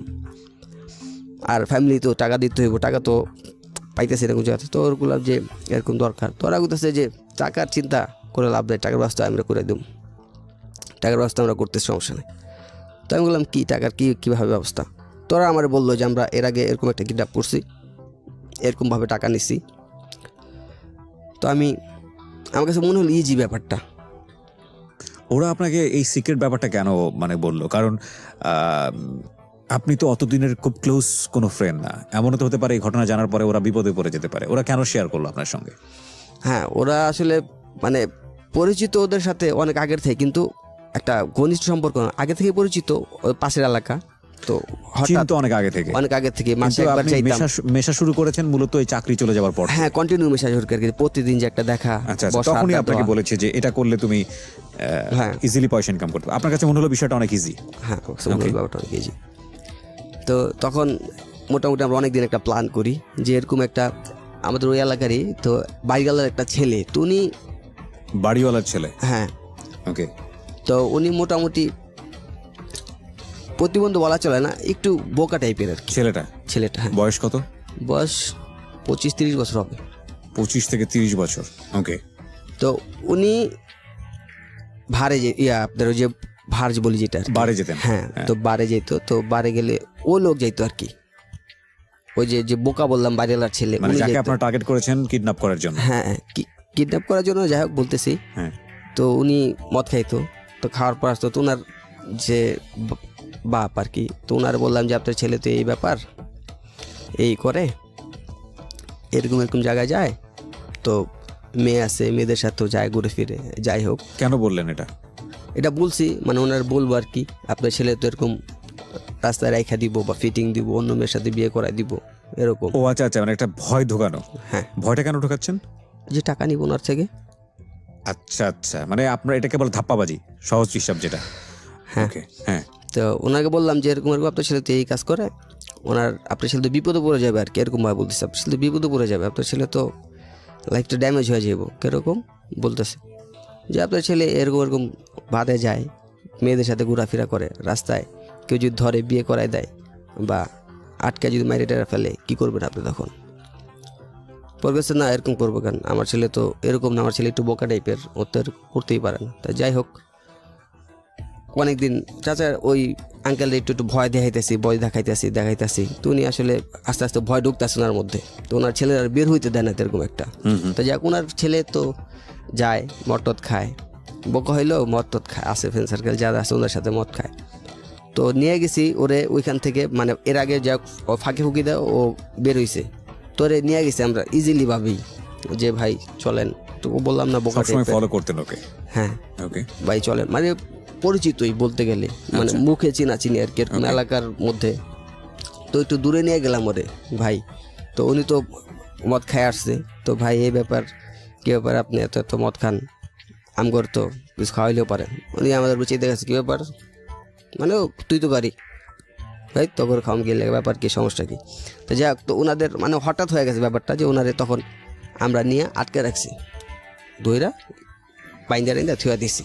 তো মাঠ ছিল আমাদের একটা, তো এলাকা একটা মাঠ ছিল, তো জঙ্গল টাইপের বলতে গেলে একটা পরিত্যক্ত খালি বাড়ি যদি পড়ে থাকে ওরকম। তো ওখানে যা কোনো বাইন্দা থুয়া দিছি, তো আঙ্কেলের ফোন দিছে, এরকম আপনার ছেলের তো এরকম জায়গা পাইছি। পরিচয় দিয়েই ফোন দিছেন নাকি অপরিচিত হিসেবে ফোন দিছেন? পরিচিত হয়েই ফোন দিছি। মানে যারা, মানে আপনি যে কথা বলতেন, তো আপনি নিজের পরিচয়? হ্যাঁ, মানে এর আগে তো ওনাকে ভয় ঢুকাইতাম, তো এরকম আপনার ছেলে তো এরকম পাইছে। তো ওনার তো আগে থেকে বলতাম যে আপনার ছেলের পাইলে কিন্তু এরকম মানে ফিটিং দিব আর কি। আপনি দিবেন সেটা বলতেন না, বলতেন কেউ না কেউ দিবে, তাই তো? না, বলতেছি কেউ না কেউ দিব বলতে এরকম না, যে আমাদের যারা ফ্রেন্ড সার্কেল যারা ছিল, তো ওদের পরিচয়টা দিতাম আর কি। আচ্ছা, ওকে। মানে উনিও চিনতো, ওরাই তো, ওরা তো দেয় মোটামুটি। কিন্তু ওনাকে ধরে গিয়ে যে আপনারা বেঁধে রেখেছেন, সেখানে তো আপনিও ছিলেন। হ্যাঁ। তো আপনাকে তো দেখেছে সেই ছেলেটা? হ্যাঁ, দেখেছে। ওকে। ওইখানে ওনার ফোন দিছি, তো আপনার ছেলে এরকম মদ খেয়ে রাস্তায় পড়ে আছে, ধরছি। এবার আপনার ছেলের তো মনে হয় আটকে রাখবো, পোলাপান আছে। তার মানে আপনাকে বাড়িওয়ালার বা আশেপাশের লোকজন মোটামুটি সন্ত্রাসী হিসেবেই চিনতো, আমি যদি ভুল না করে থাকি? না, আমাকে না, মানে পুরো সার্কেলটাকে। হ্যাঁ, অন্য সার্কেল। আমি তো এখানে নতুন, ওই সার্কেলের নতুন। মানে ওই সার্কেল ওরা যে দেখা গেছে যে হয় না যে রাস্তায় ছেলে মেয়ে কথা বলতেছে, আটকে ধরা ফিটিং খাওয়া, ওরকম ওরা করতো। আচ্ছা। ওই আপনি যাদের সঙ্গে মিশতেন? হ্যাঁ। বিরতি নেব এখানে আরো একবার, আমরা ছোট্ট একটা বিরতি নিচ্ছি, ঠিক রাত 12টায় ফিরে আসবো। এই ফাঁকে আপনাদের সবাইকে মনে করিয়ে দিচ্ছি একটি নাম্বার যেটি আপনারা মোবাইলে সেভ করে ফেলবেন, এবং এই নাম্বারে ফোন করে অলওয়েজ আমাকে পাবেন।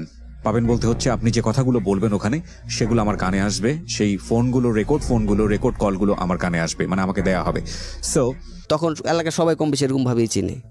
তো আমি বললাম যে এরকম ওর হাত তো ধরছে আপনার ছেলের, তো এরকম আটকাইবো, এর ছাড়া কয়েকবার আপনার মেয়েটের সাথে ধরছে বা দেখছে, ওরা তো এলাকার হিসেবে আপনার ছেলের তেমন কিছু কয় নাই, কিন্তু এখন তো কিছু করবো না, আপনার ছেলের তো মনে হয় মেয়েটে দেখা বিয়ে টিয়ে পড়াই দিব। যাই হোক এরকম বললাম যে এরকম অন্য মেয়েটে দেখে বিয়ে টিয়ে পড়াই দিব, আপনার তো এখন কিছু করা উচিত। পরে কথা হচ্ছে কিছু করা উচিত মানে আমি কি বুঝেন না, এলাকার পোলাপান ওরা তো জানেনি, কমই সবাই জানে ওরা এই কাজ করে, কিছু করা উচিত। তো যে উনি মানে ওরকম কিছু করবো না, তো উনি আসলে এলাকায় ওরকম হয় না, একটা এলাকায় স্থানীয় থাকলে অনেক পাওয়ারফুল থাকে, উনি ওরকম পাওয়ারফুল না, সহজ সরল ওই মুরব্বী লোক, টাকা পয়সা আছে, মানে কারোর সাথে ঝামেলা জড়াতে চায় না।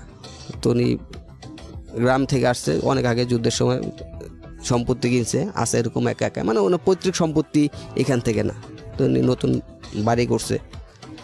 তো যাক উনি একটা পর্যায়ে ওনার সাথে ডিমান্ড করা হলো 1 লাখ টাকা, যে 1 লাখ টাকা আপনার ছেলে দেওয়া হইব, কিন্তু আপনার ছেলের কোনো সময় ডিস্টার্ব করা হইব না, আপনি যদি 1 লাখ টাকা দেন কোনো সমস্যা নেই। তো যাই হোক কোনো একটা ভাবে কাজটা সাকসেস হয়ে গেছে, মুরব্বী আইসা আমাদের টাকা দিয়ে দিছে, ফেস টু ফেসে ওনার সাথে পরিচয়, যে আমরাই করছি ব্যাপারটা এরকম, যে এখানে লুকাচুরির কিছু নাই। তো যাক 1 লাখ টাকা দিয়েছে। কিছু বললো না উনি? না উনি কি বলবে, ওনার ছেলে তো এরকম আমরা যে কোনো টাইপ, কারণ ওনার ছেলের বিয়ে করায় যদি দিয়ে দিই আমরা, এরপর তো আর কিছু করা থাকে না, পারলেই সম্ভব, আমরা ইচ্ছা করলে করতে পারি। কিন্তু উনি তো চাইলে পুলিশের হেল্প নিতে পারতেন, আশেপাশের লোকজনের হেল্প নিতে পারতেন, উনি বাড়িওয়ালা, ওখানকার স্থানীয় মানুষ। হ্যাঁ উনি আসলে ইচ্ছা করলে পুলিশের হেল্প নিতে পারতো, কিন্তু উনি নেয় নাই, কারণ উনি চিন্তা করছে যে পুলিশের হেল্প নিয়ে ওদের কাছে দিলে ওরা তো নেক্সট টাইম আসতেও পারে, আর ওরা জানে যে এলাকার পোলাপানোরা এই টাইপের, তো দেখা যাচ্ছে যে ওরা তো জামিন আসতে পারে, এখন নাহলে জেলে দিয়ে দিলাম 5-6 মাস বা 1 বছর পরও জামিন আসতে পারে, তো একটা ক্ষোভ থাকতে পারে। আপনারা কোথায় থাকতেন, আপনারা কোথায় ভাড়া থাকতেন বা করতেন, এটা কি বাড়িওয়ালা চিনতো না, জানতো না যে বাড়িওয়ালার সাথে আপনারা এটা না, করেছেন? ভাড়া থাকতো না, ভাড়া যে কোথায় থাকেন কোথায় সেটা জানতো না, কিন্তু এলাকায় যে থাকে এটা জানতো। ওকে। হ্যাঁ, তো আপনার যাক ওনার সাথে কোনোভাবে 1 লাখ টাকা নিয়ে নিলাম ওনার থেকে। তো কিন্তু আপনাদের ভয় করেননি যে এই যে ঘটনাটা আপনারা ঘটাচ্ছেন, এই লোকটা আপনাকে চিনে, আপনারা ফোন করে বলতেছেন আপনারা কোথায় আছেন, টাকা পয়সা কোথায় দিতে হবে, ইন দ্য মিন টাইম যদি পুলিশের সাথে করে নিয়ে আসে, আপনাদের এটা ভয় করেনি? নাকি পুলিশের সঙ্গে আপনাদের কোনো সেটিং ছিল? না পুলিশের সাথে কোনো সেটিং ছিল না, ওই যে আসলে বললাম যে ওরা এই ঘটনাগুলো এর আগে 2-1 করছে, তখন ইজিলি করছে, কোনো ঝামেলা হয় নাই। ওকে, সো ওই কনফিডেন্টটা ওরা পেয়ে গেছে। হ্যাঁ, প্রথমবার হয়তো ওদের একটা ভয় ছিল, প্রথমবার ভয়টা তোরা কাটে আসছে, ওরা 2-3 বার করে ফেলছে, আমি হয়তো ফার্স্ট। ওকে, আমার ভয় থাকতে পারে, কিন্তু ওদের তার ভয় থাকবে না এখানে। আপনার ভয় করছিল? আমার আসলে ওরকম ভয় না, আমি তখন বলতে গেলে তো বললামই, তখনও ছোটই ছিলাম, ওরকম ভাবে ভয় তো এরকম। কতজন ছিলেন আপনারা একটা গ্রুপে? 5 জন ছিলাম। 5 জন, আচ্ছা। সবাই কি একই বয়সী নাকি আপনার চেয়ে বেশি বয়সী ছিল? আমি সবার ছোট ছিলাম। সবার ছোট ছিলেন? সবার ছোট। কোনো অস্ত্র ছিল আপনাদের কাছে? না, আমার কোনো ওই যে অস্ত্র বলতে ওই চাকুটাকু এসব, এছাড়া অন্য কোনো অস্ত্র ছিল না। তো যে ছেলেটাকে আপনারা বেঁধে রেখেছেন, ওই ছেলে কোনো কথা বলছিল আপনাদের সঙ্গে? ওই ছেলে ওই যে ও তো ছিল, মানে মাতাল ছিল তখন। আচ্ছা, ও তো তখন মাতাল ছিল। ওকে, যাই হোক, তারপর ওই ছেলেও তো আমাদেরকে চিনে, বললাম একটু বলদ টাইপের। যাক টাকা নিছি, টাকা নেওয়ার পরে ওকে ছেড়ে দিছি, ওই ছেলেটাকে বাসায় নিয়ে দিয়ে আসছি ওকে। তো যাই হোক আমরা তো টাকা নেওয়ার পরে প্রায় মোটামুটি কতদিন 10-15 দিন এলাকায় তো নাই, টাকা যে যার মতো নিয়ে গেছি, তো সমান ভাগে 5 জন 20,000 করে। তো আমি তখন বাসায় টাকা দিলাম, তো আমার দেখা যাচ্ছে আমরা 2 জন, তেমন একটা খরচা নাই, মোটামুটি বাইরেই সবসময় থাকি। তো বাসায় টাকা দিলাম, তো টাকা দেওয়ার পর আমার কাছে টাকা ছিল, তো ওই যে আমার তো বাসায় দিতে হয়, অন্য সবার তো আর বাসায় দিতে হয় না, তো বাসায় হয়তো বাপ আছে, সব ওদের ইনকাম করার লোক আছে, তোরা যে যার মতো ঘুরতে গেল ট্যুরে গেছে দূরে কোথাও। তো আমিও গেলাম একজনের সাথে, তো বিয়ে করবে আর কি, এই জন্য ওর সাথে গেলাম। তো একটা মেয়ের সাথে মানে ভাইয়া গেছে আর কি, একটা ছেলে আছে। এখন কে বিয়ে করবে? আমার এক ফ্রেন্ড। আচ্ছা, তো ভেগে গিয়েছে কে? আমার এক ফ্রেন্ড। কার সঙ্গে ভেগে গেছে? একটা মেয়ের সাথে। তাকে বের করে নিয়ে আসছে, তার মধ্যে আপনারা বিয়ে পড়াবেন, তাই কি? হ্যাঁ, আচ্ছা, ওকে। তো যে আমার ফ্রেন্ড, নামটাই বলি ওর, ও একটা মেয়ে নিয়ে ভাগে গেছে। তো যার পর ও ছিল হোটেলে, আচ্ছা, মোটামুটি 5-6 দিন হোটেল ছিল, তখন ওদের বিয়ে হয় নাই, 5 দিন হয়তো হোটেলে ছিল। তো ওদেরকে নিয়ে আসা আমরা আরও যারা ছিল যে বললাম যে ওরা ট্যুরে গেছে, তো ওরা ট্যুরেতে ফিরে আসার পর ওদের বিয়ে দিয়ে দিলাম আমরা। তাই যাক ওরা বিয়ে করছে, বিয়ে করার পরে ওই হোটেলেই ছিল ওরা, মোটামুটি 10-15 দিন হোটেলে ছিল।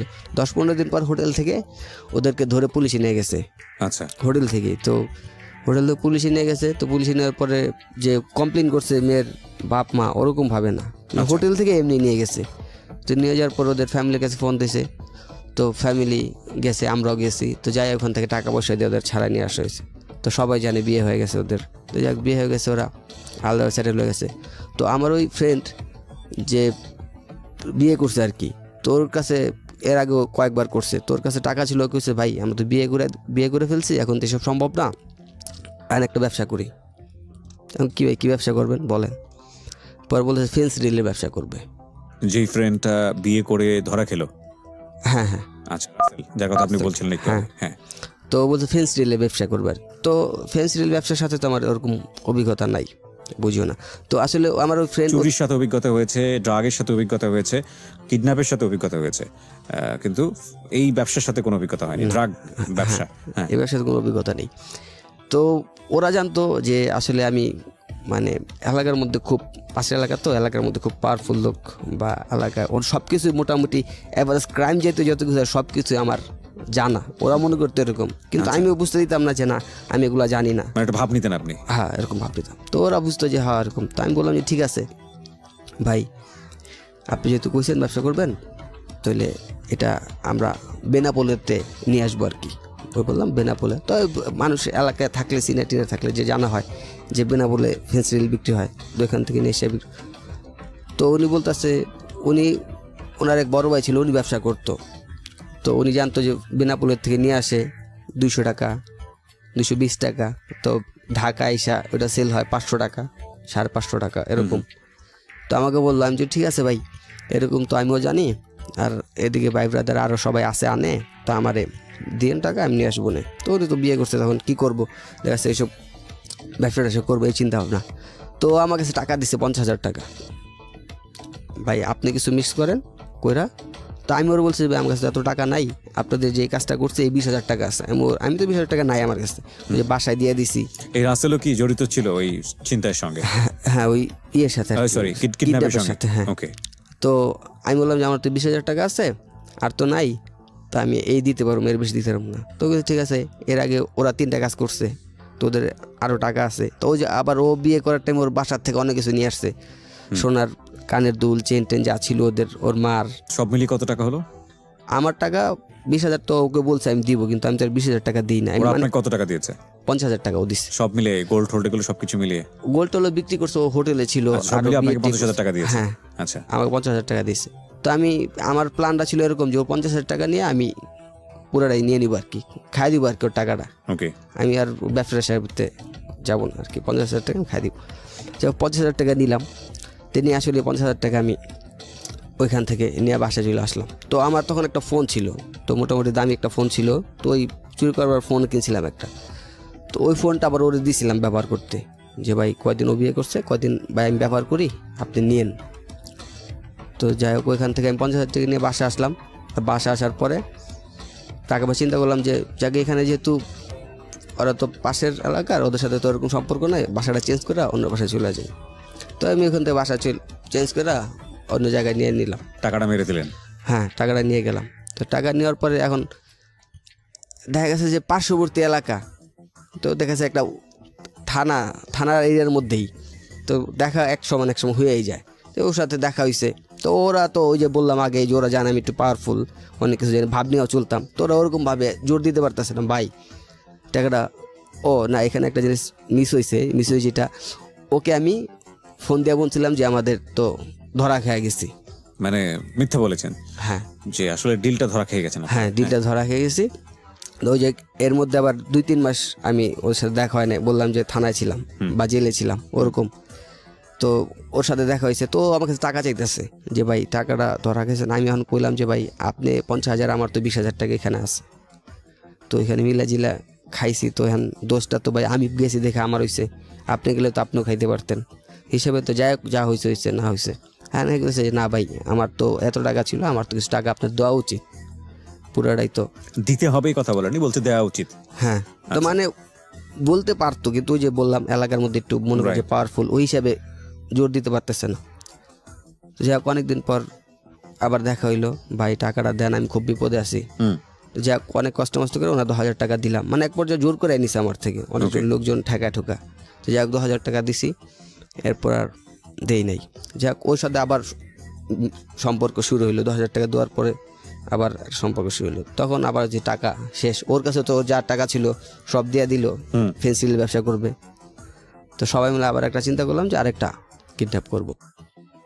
তো সবাই চিন্তা করলাম যে আরেকটা, তখন এর আগে যেরকম প্ল্যান ছিল ওরকম এই প্ল্যানটা একটু ভিন্ন, অন্য টাইপের। যে এখন চিন্তা করছি শিশু কিডন্যাপ করবো আর কি, বাচ্চা। তো তখন 1 লাখের মধ্যে একটা ডিমান্ড ছিল আমাদের, তখন চিন্তা করছি ডিমান্ড বাড়াবো আর কি। তো দেখা যাচ্ছে টাকাওয়ালা লোক যারা আছে ওনাদের ধরতে হইব। তো মানে করতে করতে একটা হয় না, লোভ হয়ে গেছে। জি। তো শিশু কিডন্যাপ করবো, তো এলাকায় আমরা টার্গেট করতেছি কাকে কিডন্যাপ করা যায়, কার ছেলে, কার কাছে টাকা আছে। তো যাই হোক, 1 মাসের মতো আমরা প্ল্যান করলাম, তো একজনকে সিলেক্ট করছি। প্ল্যান করলাম যে করতে হবে কিভাবে, সব কিছু একটা প্ল্যান করলাম, কোথায় রাখবো ছেলেটাকে, কিভাবে যাবো। তখন একটা পুলিশের ভয় ছিল যে যদি টাকা রিসিভ করতে যাই তখন যদি ওনারা পুলিশ নিয়ে আসে বা মোবাইল ট্র্যাক করবে, মানে তো ওরকম তখন আসলে হইতে একটা অভিজ্ঞতা হয়ে গেছে, মোবাইল ট্র্যাকের ব্যাপারটাও চলে আসছে যে কিভাবে করলে কিভাবে মোবাইল ট্র্যাক করতে পারে। সব চিন্তা ভাবনাই মাথায় নিয়ে কাজ করতেছি। তো চিন্তা ভাবনা 1 মাস অনেক চিন্তা ভাবনা করলাম, কোথায় নিব টিব, সব কিছু চিন্তা ভাবনা হইল। তো এখন যে ছেলেটা কিডন্যাপ করেছে ও মোটামুটি পরিচিত বলতে সবাইরে মুখে চিনে, সবাইরে না 3 জনরে চিনে মুখে। আপনাদের টিমের? হ্যাঁ, আমাকে চিনে না, আরেকটা ছেলে আছে ওকে চিনে না, সেটা 3 জনকে চিনে। বয়স কত ছেলেটার? ছেলেটা তখন 8 বছর। 8 বছর বয়স। আপনাদের এলাকারই। ওকে। বাবা কি করতো? ওর বাবা ব্যবসা করতো, আপনার মোটামুটি অবস্থা সম্পন্ন? হ্যাঁ, স্থানীয়, বাড়ি আছে। আর আপনার মাছের ব্যবসা করতো। ওকে। মানে বিগ একটা লোড নিয়ে এসে ঢাকা ছিল। তো মোটামুটি টাকা পয়সা আছে। টার্গেট কত ছিল আপনাদের? আমাদের টার্গেট ছিল 5 লাখ টাকা। 5 লাখ টাকা। ওকে। তো ওরে সবাই পরিচিত, মানে মোটামুটি 3 জন পরিচিত। তোরে টার্গেট করছে মানে কীভাবে নিয়ে আসবো আর কি, অনেকক্ষণ চিন্তা ভাবনা করে। তো ও ছেলেটা তখন আপনার এই কি বলে রেসলিং খেলা দেখতো, তো কিছু কিছু রেসলিংয়ের যারা আছে ওর পছন্দ করতো। তারপর আপনার সিঙ্গারদের পছন্দ, গান শুনতো। তোরে চিন্তা ভাবনা করলাম যে না, এরকম ওর ফেভারিট সিঙ্গার যে, ওর কথা বইলা যে ওইখানে ওর কনসার্ট হইতেছে, ওইখানে চলো নিয়ে যাবো তোমারে, এরকম। তো ওদিন আসলে ভালো একটা দিন ছিল ইসলামিক দিক দিয়ে, শবে কদরের রাত ছিল। তো দিন যাই হোক, আপনার তখন চিন্তা ভাবনা ছিল যে আমরা যে সিঙ্গার টিঙ্গার বা ওই রেসলিংয়ের কথা বলে নিয়ে আসবো, তখন ওইরকম চিন্তা ছিল না। তো শবে কদর রাত যেহেতু, তো তখন আরেকটা দিক ফলো করলাম যে শবে কদর রাত ওদের দূরে কোথাও মসজিদে নামাজ পড়তে যাবো, ওই হিসাব করে নিয়ে আসছি তখন ওকে। তো নিয়ে এসে ওদের এক বাসায় নিয়ে আসলাম ওকে। তো বাসায়, ওদের বাসায় না আরেকটা বাসা, আমরা যে বাসাটা সিলেক্ট করলাম যে হ্যাঁ ওকে রাখবো আর কি। তো ওই বাসায় নিয়ে আসলাম। তো রাখার পরও রাতের বেলা নামাজ পড়ার জন্য এই বাচ্চাটাকে যখন আপনারা নিলেন, এটা ওর ফ্যামিলি ওকে সাপোর্ট করলো বা ওকে এতটা কনফিডেন্ট ছিল কিনা? ইদানিং বাচ্চাদেরকে আমরা যে পরিমাণ গার্ড দেয় বাবা মারা, সেক্ষেত্রে এই ধরনের ছেলে মেয়েদেরকে তো এই সময় রাতের বাসার বাইরে পাওয়ারই কথা না।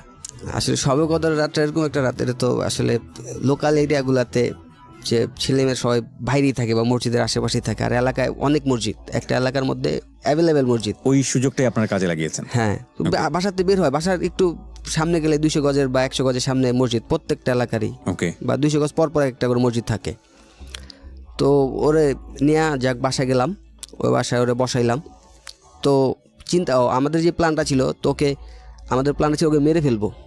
তো চিন্তা করছি, তো আমাদের সবাইকে চিনেই, আমরা যারা আছি সবাই চিনে। মানে কাজটা হাসিল হওয়ার পরে ওকে মেরে ফেলবেন নাকি তার আগে মেরে ফেলবেন? তার আগে মেরে ফেলে টাকাটা আদায় করবেন। হ্যাঁ, আগে মেরে ফেলে ওকে যাক যেখানে নিয়ে কোনো এখানে রাখবো, রাইখা টাকাটা আদায় করলে দেখা যাচ্ছে ও তো বলতে পারবে না যে এরকম লোক আমাদের কিডন্যাপ করে নিয়ে গেছে। আর যদি টাকাটা এনে ছেড়ে দেবে তো বলতে পারবে যে এরকম লোক আমাদের কিডন্যাপ করছে।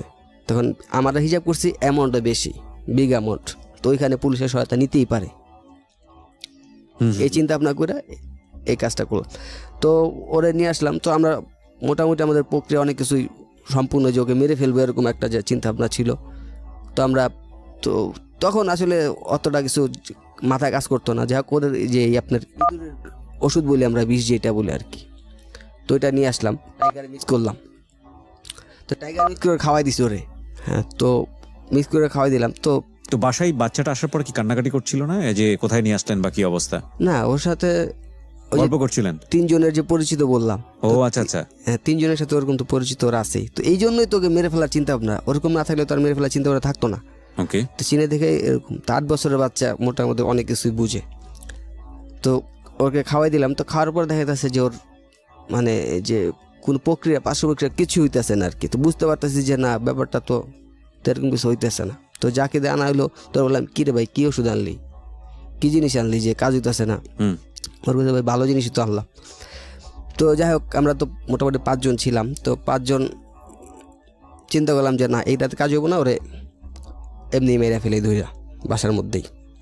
তো বাসার মধ্যে নিয়ে তো একজন পা ধরছে, একজন হাত ধরছে, তো সবাই অনেক কিছু। তো আমরা, তো আমার সামনে একটা আপনার কেবেল ছিল, তো আমি ওর গলায় প্যাঁচ দিলাম।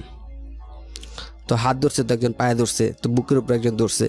তো কেবেল দ্বারা আমি মোটামুটি টান দিলাম। তো কিন্তু টানের মাঝখানে আমি বুঝতে পারলাম না, আমার শরীর অটোমেটিক্যালি মনে হয় যে দুর্বল হয়ে গেছে, আমি কাজ করতে পারতেছি না, কাজ হইতেছে না আমার শরীরে। মানে শরীরে একটা থাকে না শক্তি, ওরকম হইতেছে না, কাজ হইতেছে না আমার। নিশ্চয়ই ওর পেছনে ওর বাবা মায়ের দোয়া ছিল, এছাড়া কিছু বলার নাই। মানে কোনো কিছু মাথায় আসছে না, কিভাবে বললে আসলে এটা বলা হবে আমার দিক থেকে।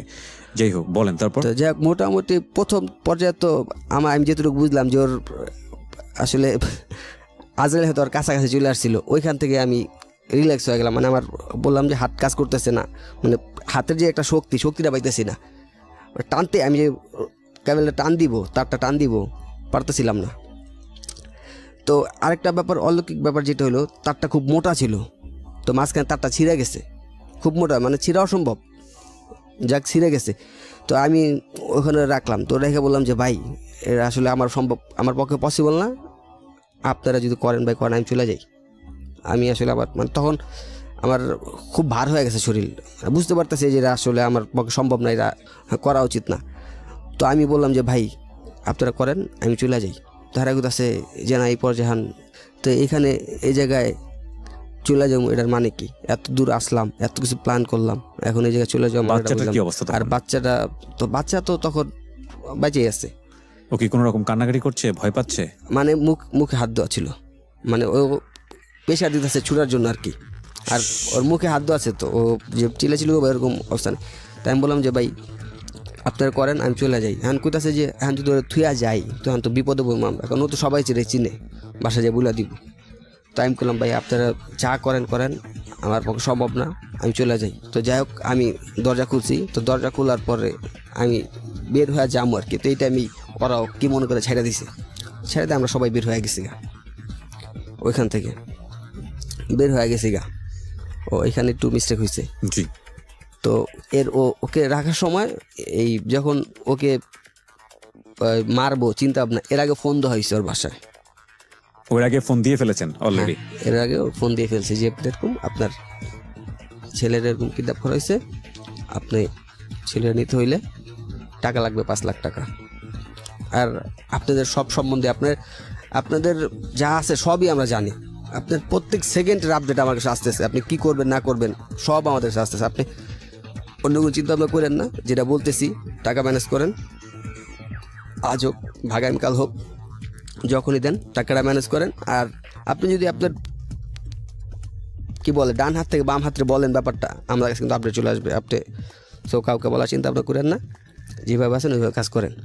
তো ওই চিন্তা ভাবনা করলাম যে বলা যেহেতু হয়েই গেছে, এখন কাজটা করে হয়তো, তো বললামই যে কাজটা আমার পক্ষে সম্ভব হয় নাই। তো আসলে আমারও তখন মাথায় চিন্তা ভাবনা যা বলছি সবাই তো সব কিছু বুঝলেই দিছি, চলে আসি তখন। তো বের হয়ে চলে আসছি ওইখান থেকে বের হয়ে এসে পড়ছি। তো বের হয়ে আসার পরে এখন ওর যে ফ্রেন্ড সার্কেল যারা ছিল, তো ফাইন, যেহেতু আপনি এটা বলে দিয়েছেন ওর বাবা মাকে, এবং তারপরে ছেলেটার বেঁচে থাকা মানে হচ্ছে নিশ্চিতভাবেই আপনাদের পরিণতির দিকে আগায় যাওয়া। এটা কি ওই সময়টাতে জানতেন যে বড় রকমের একটা বিপদ হতে পারে আপনাদের জন্য? আমি খুব বাজে এবং নিষ্ঠুর টাইপের একটা প্রশ্ন করছি, আমি জানি যে আপনারা খুব ইমোশনাল জায়গাটাতে আছেন এবং উনি যে কনফেসটা করছে এখানে সেটা মেনে নেওয়ার মতো অবস্থাতে নেই, কারণ অনেকের বাসায় বাচ্চা আছে। কিন্তু এটা নির্মম সত্য। নির্মম সত্যকে আমরা আপনাদের সামনে ফোকাস করছি এই কারণে, যাতে করে এই ভুলগুলো কারো জীবনে না হয়, কারণ আপনারা জানেন না যে এরপরে ওর ব্যক্তি জীবনে কি ঘটনা ঘটেছে। আমরা সেই দিকে যাব, যেটাকে আমরা বলছি যে প্রত্যেকটা অপ্রিয় গোপন সত্যের পরিণতি কি হতে পারে, সেই পরিণতি আমরা দেখাবো একটু পর। হ্যাঁ বলুন, তারপর? হ্যাঁ, তারপর আমি তো বের হয়ে আসলাম ওইখান থেকে, যারা আসলাম সবাই বের হয়ে আসছি। তো সবার মধ্যেই একটা যে ভয়, যে কাজটা যে করতে পারলাম না, ও তো বাসা গিয়ে বইলা দিব। মূলত যেই তিনজনের চিনেও ওই তিনজনের বেশি আতঙ্কের মধ্যে রয়েছে, যে ওরা তো চিনেই, আমাদের তো একবার দেখছে, যে আমাদের অ্যাড্রেসও ওরকমভাবে জানে না, আর ওই তিনটা ছেলের অ্যাড্রেসও জানে, ওর বাপকে মাকে সব কিছু জানে। তা আমরা দুইজন যারা আছি ওদেরকে জানে। তারপর আমাদের মধ্যে তো একটা ভয় কাজ করতেছে, কারণ ওদের তিনজনের যে কোনো একজন ধরা খাইলে আমরা তো ধরা খাইতে পারি, বুঝলে। তো ওদের মধ্যে আমার একটা মোটামুটি মানে হয়ে গেছে এরকম, আমি এক দল হয়ে গেছে, চারজন এক দল হয়ে গেছে, মানে সম্পূর্ণ দোষটা আমার উপরে তখন। মানে ওই যে কাজটা আমার থেকেই সরে আসতে হয়েছে আর কি। তো ওরা চারজন মানে আমার উপরে এসে দিয়েছে, আসলে আপনি ভাই কাজটা করতে পারেন নাই, এখন আপনার লাগে সমস্যা। তাই যাই হোক, আমি কোনো মতে ওদের থেকে ওইখান থেকে চলে আসার পর অনেকদিন সময় যায়। তো সময় মানে 1 মাসের মতো ওদের সাথে আর যোগাযোগ হয় না, 1 মাস অনেক গ্যাপ, একবার সমস্যা হয় না। তো এর মধ্যে আমি এলাকায় মোটামুটি আরও কিছু ওই ক্রাইম হয়ে যায়, যেরকম আপনার ছিনতাই বলেন, বা কোনো ছেলের সাথে মেয়ে দেওয়া ফিটিং, এগুলো করতে থাকেন র্যান্ডামলি? হ্যাঁ, 1 মাসের মতো এরকম করতে থাকি। তো টাকা ইনকাম করতে হবে, টাকা দরকার তখন। এই টাকাটা কিসের জন্য দরকার ছিল তখন? আমার তো ফ্যামিলির ডিপেন্ডেন্ট, আমি তো ফ্যামিলি আমার উপর একটা ডিপেন্ড করে। মারাত্মক বিষয় খেয়াল করেন, ওর অপরাধের প্রথম দিককার ধরন ছিল যে অপরাধ করছে শুধুই নেশা করার জন্যে, ড্রিঙ্কস করার জন্যে, এবং অপরাধ করছে পয়সা ইনকাম করে সেগুলো কি বলা যায় মানে নিজের জন্য ব্যয় করার জন্যে। কিন্তু এখনও অপরাধ করতে বাধ্য হচ্ছে ওর ফ্যামিলি চালানোর জন্যে, ওর ফ্যামিলিকে পয়সা দিতে হয়। তার মানে দেখুন, এই একটা অপরাধের দুটো সাইড। একটা হচ্ছে যেখানে সে অপরাধটা করছে সেখানে সে পাপ করছে এবং সেখানে সে ভয়াবহ বাজে কাজ করছে, কিন্তু এই পয়সাটাই যখন সে তার মায়ের কাছে দিচ্ছে, সে মায়ের প্রতি দায়িত্ব পালন করছে। কিন্তু এটা কোনোভাবেই মানে অ্যাকসেপ্টেবল না।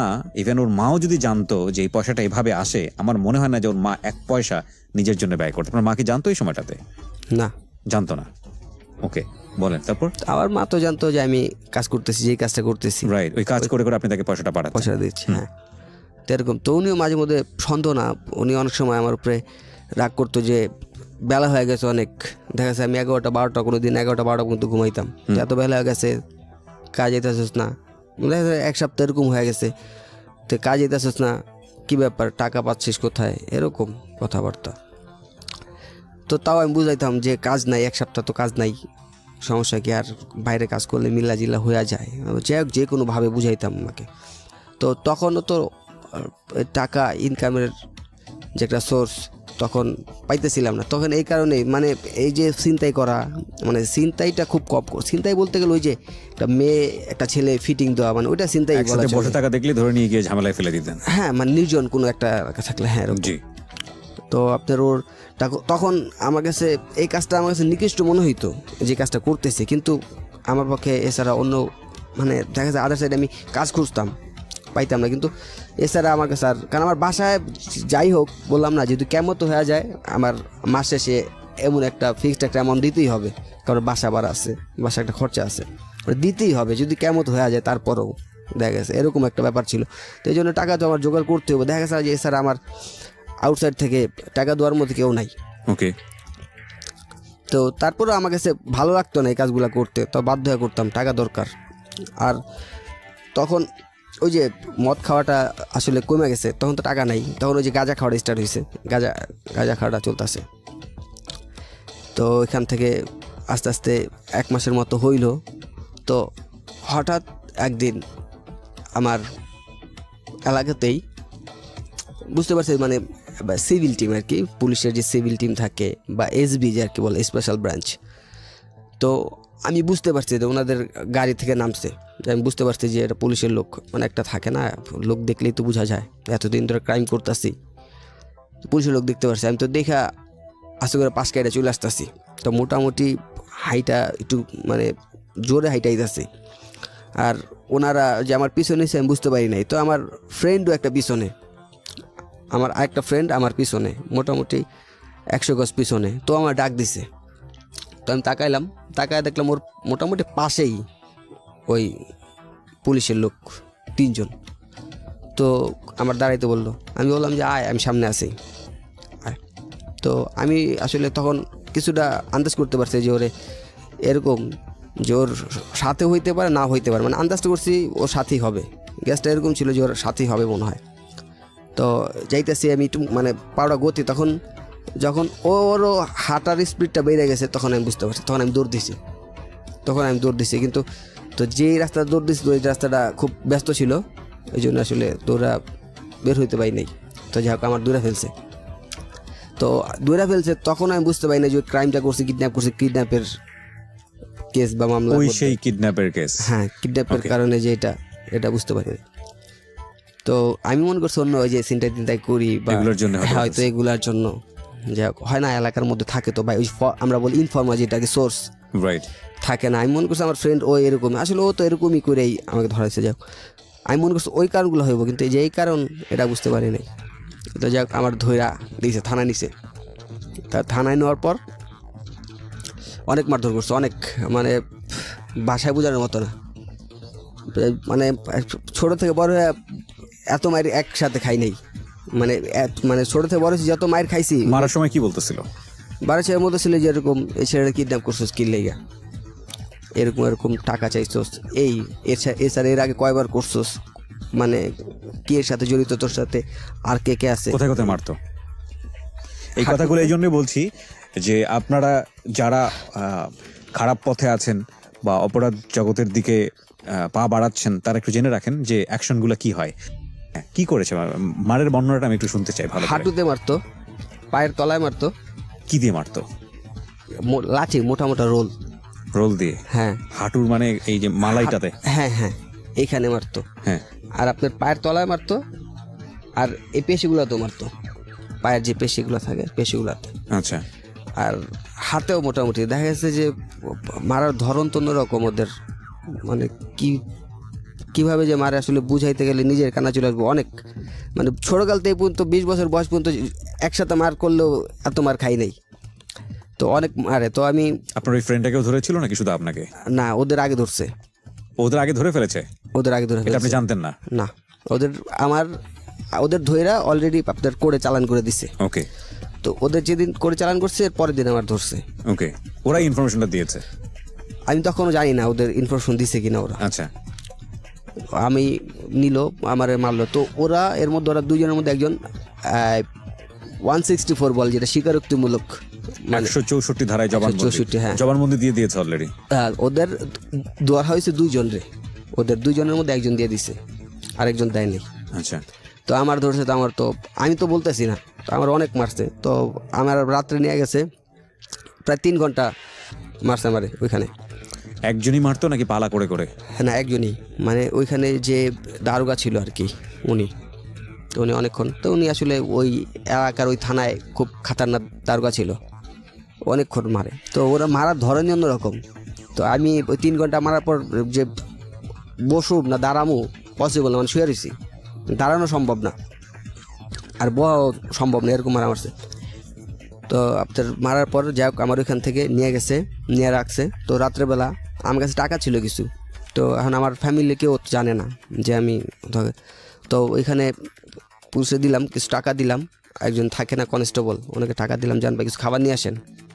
তো রাত্রেবেলা তো খাই নাই, যাক টাকা দিলাম, ওরা খাবারটা রাইনা দেয় নাই, যাক ভালো কথা, বাসায় তো জানাইতে হইব।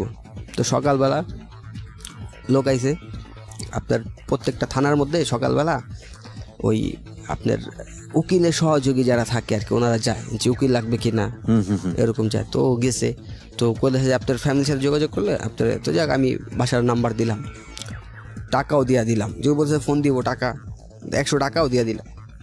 উনি আর মনে হয় যোগাযোগ করে নাই। তো ওইখান থেকে আমার এসে নিয়ে গেছে, করে নিয়ে গেছে। তো আমি তো দাঁড়াইতে পারতেছি না, পরদিন সকালেই দাঁড়ানো সব, তো আমার মোটামুটি ধৈর্য নিয়ে গেছে। তো গাড়িতে উঠেছে, এসে গেছি ওই থানা পর্যন্ত গেছি, কোর্ট পর্যন্ত গেছি আর কি, করে গেছি। করে যাওয়ার মধ্যে আমার বাসায় ওই আমার বোনের হাজব্যান্ডের বলা হয়েছে, তো বোনের হাজব্যান্ডের নাম্বার দিছে আমি, ওনারা বলা হয়েছে। তো উনি আইসা পড়ছে, তো উনি আসছে, আসার পরে উকিল ধরা হয়েছে। তো এখানে আবার আমি তো ওদের একজন তো 164 যারা স্বীকারোক্তি দিছে, তো আরেকজন দেয় নাই, তো এখন আমিও তো দেই নাই। তো ওইখানে ওরা 2 নাম্বার আসামি দিছে আমাকে, এর আগে আরেকজন ছিল, ওর 1 নাম্বার, আমার 2 নাম্বার দিছে। তো 1 নাম্বারও দেয় নাই স্বীকারোক্তিমূলক, আর 3 নাম্বার যে ও দিছে। তো এখন স্বীকারোক্তি দিয়ে দিছে 3 নম্বরে, হ্যাঁ 3 নাম্বার, 1 নম্বরও দেয়নি, 2 নম্বরও দেয়নি, 2 নাম্বার হচ্ছেন আপনি। হ্যাঁ। তো ওরা রিমান্ডে নিছে, মানে রিমান্ড চাইছে আর কি কোর্ট থেকে 5 দিনের, তো কোর্ট থেকে 5 দিনের রিমান্ড দেয় না, 2 দিনের রিমান্ড দিছে। আপনাকে 2 দিনের রিমান্ড দেওয়া হলো, 2 দিনের রিমান্ডের গল্পটা আমি শুনতে চাই, রিমান্ডে কি করে? হ্যাঁ 2 দিনের রিমান্ড দেওয়া হয়েছে, যাক নিয়ে গেছে আবার থানায়, সিএনজিতে করে নিয়ে গেছে। তো নেওয়ার পর আমি তো মোটামুটি তখন এমনিতেই প্রায় শেষ, দোয়া-দরুদ পড়া শুরু করেছেন? হ্যাঁ মানে সত্য কথা যেটা, আমি কি বলবো, ওনার বাপ পর্যন্ত বলছি প্রথম দিন, মানে যেদিন মারছে, হ্যাঁ রিমান্ড ছাড়াই, মানে বাপ পর্যন্ত বলছি আমি, আপনি আমার ধর্মের বাপ, আপনি ছাইড়া দেন আমাকে, আর মারেন না, আমি কিচ্ছুই করি নাই। মানে আমি বুঝতেছি না যে কওয়া উচিত না, মানে আমি চিন্তা করছি যদি কই তাহলে তো আরও মারবো, যদি বলি তাহলে তো আরও মারবো, আমি ওই চিন্তা করে। মানে স্বীকারোক্তি চাচ্ছিল আপনার কাছ থেকে, স্বীকারোক্তি হলে তো জেল হয়ে যাবে বা যেটাই, না আমি ওরকম চিন্তা ভাবনা, আমি চিন্তা করছি যদি বলি আরও মারবে, হ্যাঁ এরকম ওইরকম চিন্তা ভাবনা আমি বলতেছি না। তো যাক রিমান্ডে নিছে, তো রিমান্ডে নেওয়ার পর প্রথম দিন, এখন ওই যে আমার বোনের হাজব্যান্ড, উনি তো ওনার জানছে যে রিমান্ডে নেওয়া হয়েছে। তো আমার রিমান্ডের বিষয়টা কি থাকে, ওটা কি কোনো আলাদা জায়গাতে নেওয়া হয়? না না, থানাতেই থাকে, থানাতেই, মানে কোর্টের থেকে থানায় নিয়ে আসে। তো থানায় নেওয়ার পর ওদিন আমার কাছে তোর ভালো মতো, ঠিক আছে, ভালো মতো জিজ্ঞেস করতেছি, তুই ক যে কি করছস, কেমনি কি, এর আগে কয়টা করছস, এই আসল বিষয়। এখন আমি তো কবে, আমি তো ছিলামই না স্যার, আমি তো এর মধ্যে ছিলামই না, মানে আমি বলছি আমি ছিলামই না এর মধ্যে, আমি জানি না, আপনি হুদাই আমার ধরে লইছেন, আমি এর মধ্যে কিচ্ছুই জানি না। তখন ওগুলো তোর মধ্যে একজন তো কয়া দিছে তোর এই কাজ করছস, তুই কবি না। এখন আমি কইতাছি দেখেন ওরা হয়তো আমার ফাঁসায় দিছে, আমি এ ব্যাপারে কিচ্ছু জানি না, আমি একটা ভালো বলা কাজকাম করি, আমি জানি না। তো যাই হোক ওনারা মানবো না, তারপর মারছে, তারপর গরম পানি দিয়ে দিছে নাকে নোয়া, গরম পানি দিছে। গরম পানি কি আপনাকে কি উপর করে, মানে একদম ঝুলন্ত অবস্থায়? না ঝুলায় না, মানে একটা টেবিল রাখা, তো টেবিলের উপরে ঘাড় এমনি দিয়ে, তারপর টেবিলের উপরে ঘাস শোয়া ফেলেছে, হ্যাঁ ঘাস শোয়া ফেলে নাক দিয়ে গরম পানি দিয়েছে। গরম পানি হাত পা কি বেঁধে ফেলেছিল? হাত পা তো সব বাঁধাই তখন, অল টাইম হাত পা বাঁধা ছিল। হাতটা কিভাবে বাঁধা ছিল? হাতটা বাঁধছে এরকম পেছন দিক দিয়ে মোড়া, হ্যাঁ এই 2 সাইড বাঁধা, মানে এইখানে না। বুঝতে পেরেছি আমি, ও যেটা বলছে যে হাতটা পেছন মোড়া করে বাঁধা, 2টা হাত পেছন দিকে নেওয়া, হাতের দাগনা যেটাকে বলে আমরা, এটা হচ্ছে শোল্ডারের নিচেই এই 2টা জায়গা, এবং আপনার হচ্ছে হলো এই 2টা হাত বাঁধা, আর পা বাঁধা ছিল না। ওই অবস্থায় আপনাকে মানে কি বলে চিৎ করে ফেলে, চিৎ করে ফেলে আপনাকে নাক দিয়ে গরম পানি দিয়েছে। হ্যাঁ তারপর তো চিল্লাচিল্লি করলাম অনেকক্ষণ, তো চিল্লাচিল্লি করা তো মানে না, দিছে নাক দিয়ে গরম পানির ফিলটা অনেকেই জানা নাই, আপনি একটু বলেন। কারণ আমি এই বিষয়গুলোকে ফোকাস করছি এই কারণে যে একটা কথা আছে না, যে যিনি অপরাধ করছেন হয়তো গোপন আছে, হয়তো আজকের এই সিক্রেটস অনুষ্ঠানটা শোনার পরে অনেকেই অপরাধটা ছেড়ে দেবেন, বিকজ অফ যদি এইরকম সিচুয়েশন তাকে ফেস করতে হয়। হ্যাঁ, কারণ এগুলো কত ভয়াবহ হতে পারে। এই ধরনের রিমান্ডে কিন্তু অনেকেই বড় ধরনের দুর্ঘটনায় মারাও যান অনেক সময়। এবং আপনার নাক দিয়ে যখন গরম পানিটা ঢালা হচ্ছিল, তখন ভেতরে অনুভূতিটা কি হচ্ছিল, মাথায় কোথায় গিয়ে লাগছিল? তখন মনে হচ্ছে যে মজকে লাগতেছে, মানে ফিলটা এরকম ছিল যে মাথার মজকের ভিতরে গরম, নাকের ভিতরে পানি গেলেই তো খারাপ লাগে, হ্যাঁ সেখানে গরম পানি, হ্যাঁ। তো আপনার খুব খারাপ, আমি মানে হাত তো বান্ধা, তাও হাত কিভাবে বান্ধা, আপনার এই সাইডে এই যে টুল থাকে না, বেঞ্চ, আমরা যে বেঞ্চ স্কুলে যে বেঞ্চগুলো থাকে জি। ওদিক দিয়ে নিচ দিয়ে নিয়ে তারপর বান্ধা, মানে নড়াচড়া করতে পারে, যদি দাঁড়াইতে যাই টুল সহ দাঁড়াইতে হইব আর কি। রাইট, সেটা সম্ভব না। হ্যাঁ সম্ভব না আর কি, খালি শুধু পাওয়ারগুলো লাইতে পারছে আর মাথা লাইতে পারছে। যা ওরা অনেকক্ষণ দিছে, মানে কি বললাম, তো আসলে মনে হইতেছে যে আজরাইল সামনে দাঁড়ায় আছে, আজরাইল সামনে দাঁড়ায় আছে এরকম মনে হইতেছিল তখন। যা কাটছে অনেকক্ষণ পর রাখা, তারপর ঘন্টা দুয়েক কিছু বলে নাই, রাইখা দিছে। ঘন্টা দুয়েক রাখার পরে তারপর আবার মারা স্টার্ট করছে। তোমার মোটামুটি একদিন মারছে, তো ওদিন পায়ের তলায় মারছে, তো আমার দাগ আছে এখনো, হাতে মারছে, যে পায়েরও দাগ আছে, তো পাও আমার এর আগের দিন যে মারছে তো সাথে সাথে ফুইলা গেছে পাও। 2 ঘন্টা রেস্টের পর আবার তখন পায়ের পাতায়, পায়ের যে পাতার মধ্যে অনেক মারে। তো তখন তো ওনার বললামই, মানে ওই যে বললাম যে বাপও বলছি, তারপরে তো উনি ছাড়ে নাই, তারপর আমি ওই স্বীকারোক্তি দেই নাই। তো পরের দিন চিন্তা, তো আমার বোনের হাজব্যান্ড আসলো রাত্রেবেলা, আসার পর ওনার অনেক রিকোয়েস্ট করলাম যে ভাই আপনি আমার যেইভাবে হোক এই রিমান্ডটা কাটান, একদিন চলে গেছে অলরেডি, কাটান, নাহলে সম্ভব না, হয়তো মরে যেতে হইব। তা আমার মাও তখন আসে না, মারা নিয়ে আসে নাই, তুমি বাসায় রয়েছে, ও নিয়ে আসে নাই। তো আমি বললাম যে হয়তো কালকে না বাজে থাকতে পারি যদি রিমান্ড না কাটান। তো যাই উনি ম্যাজিস্ট্রেট করে থানায় 10,000 টাকা দিছে, 10,000 টাকা দিয়ে তো রিমান্ডটা ক্যান্সেল করছে। পরের দিন, একদিন তো গেছে, 2 দিন নিছিল, হ্যাঁ, তো 2 দিন নিছিল, একদিন আপনার চলে গেছে, পরের দিন 10,000 টাকা দিয়া কাটাইছে। যাক আমরা ওইখান থেকে জেলে পাঠাই দিছে। তো জেলে পাঠাই দিয়েছি, তখন তো আমি অসুস্থই, তো ওইখান থেকে হসপিটালে ছিলাম। আপনি স্বীকারোক্তি দেননি? না, ওকে, স্বীকারোক্তি ওইখান থেকে হসপিটালে নিয়ে গেল। তো হসপিটাল দিয়ে অনেক দিন, 10 দিন 12 দিনের মতো ট্রিটমেন্ট হয়েছে এখানে। তো পায়েটা ট্রিটমেন্ট হয়েছে, তো হওয়ার পর ওইখানে যাওয়ার পর আগের এই যে যাদের সাথে করছিলাম কাজটা, ওদের সাথে দেখা হয়েছে ভিতরে। তো ওরা, তখন আমি জানতাম না যে ওরা ধরা খাইছে। তো যাই ওদের সাথে দেখা হয়, এত আমি শকড জোড়া। তো ওরা বললাম যে ভাই তুইলে আপনারাই কাজটা করছেন, আমার ধরাই দুজন। পরে বলছে যে না, আমি কই না, ওই ওদের সাথে তো এরকম একটা আপনার ফ্রেন্ড ছিলই, আপনাদের ফ্রেন্ড তো একজন ছিলই, তো ও যদি সাথে থাকে, ও ডাক দিচ্ছে আমাকে, তো আপনারা অবশ্যই করাইছেন। তো যাই হোক ওদের সাথে ওই চিন্তা করলাম জেলে যেহেতু আসছি, একসাথে মিশাই থাকি। তো তখন ওইখানে প্রায় 14 মাসের মতো তো জেল থাকা হইলো, জামিন হয় না, অনেক কষ্ট করে। তো মোটামুটি 14 মাস জেল জীবন। হ্যাঁ, 14 মাসের ঘটনাটা একটু শুনি। হ্যাঁ, 14 মাস ওইখানে যখন ছিলাম, তো ওখানে তো আসলে সকালবেলা যাওয়ার পরেই যেদিন ঢুকালো, তখন অনেক চেক করে ঢুকানো হইলো। তো ঢুকানো হওয়ার পর আপনার তো খাবারের কথা যেটা বলি আর কি, খাবার তো যাওয়ার পর খাবার অসম্ভব, খাবার যেটা খাওয়া সম্ভবই না, মানে সুস্থ মানুষের পক্ষে ওটা সম্ভব না যে খাবার দেয়। তো ওইখানে গেলাম, তো যাওয়ার পর রাত্রেবেলা ঘুমের সমস্যা। তো এখানে আসলে কীরকম আপনার ধরেন 2 জনের জায়গায় 8 জন থাকতে হয় মিনিমাম, 2 জনের জায়গায় 2টা মানুষ যেভাবে থাকবো ওরকম। তাই দেখা যাচ্ছে যে অনেক লম্বা জায়গা, তো দেখা যাচ্ছে 10 ফুট জায়গা, লম্বা যদি 10 ফুট জায়গা হয়, ওইখানে কমসে কম মিনিমাম হইলেও 50 জন লোক থাকতে হয়। তো পুরোপুরি প্যাকেট করা তাহলে বলা চলে, মানে গাদিকে একজনের গায়ের সাথে আরেকজনের গা চাপাচাপি এরকম দেখা যাচ্ছে যে প্রেসারে অনেক সময় 8-10 জন উপরে উঠা যায়। ওরে বাবা, মানে একসাথে যদি থাকে না সিঙ্গেলে, মানে সবাই এইভাবে শুইতে হয়, এরকম শোয়া যায় না, এইভাবে শুইতে হয়। তো দেখা যাচ্ছে চাপাচাপিতে 2-3 জন উপরে উঠা যায়, মানে প্রেসারে 2-3 জন উপরে উঠা যায়। তো উপরে উঠা গেলে আর ওই জায়গায় তো আর জায়গা পাওয়া সম্ভব না, সবাই পেশি শক্তি খাড়া চাইপা থাকে। তো সবাই পেশি শক্তি খাড়া চাইপা থাকে। তো এখানে এটা কি ঘুমের সময়ের অবস্থা? ঘুমের সময় সারাদিন তো আপনি হাইটা টুইটা যেভাবে চলবেন ওরকম, রাত্রেবেলা এরকম ভাবে রাখা হয়? রাত্রেবেলা এইভাবে ঘুমাবে কিভাবে মানুষ? না ঘুমাইলে ওই বসে থাকতে হইব। কোথায় বসে থাকবে? রুমের বাইরে গিয়ে? রুমটা আসলে আপনার ওইখানে লম্বা রুম, আমরা যে হল রুম বলি, ওরকম অনেক লম্বা রুম, প্রায় 50 ফুট বাই 10 ফুট এরকম। আচ্ছা, মানে লেন্থ 50 ফুট লম্বা, সাইডে হবে আপনার 10 এত লম্বা রুমে এভাবে গাদাগাদি করে কেন থাকতে হচ্ছে? লোক তো বেশি, এক একটা রুমের মধ্যে আপনার 600-700 লোক।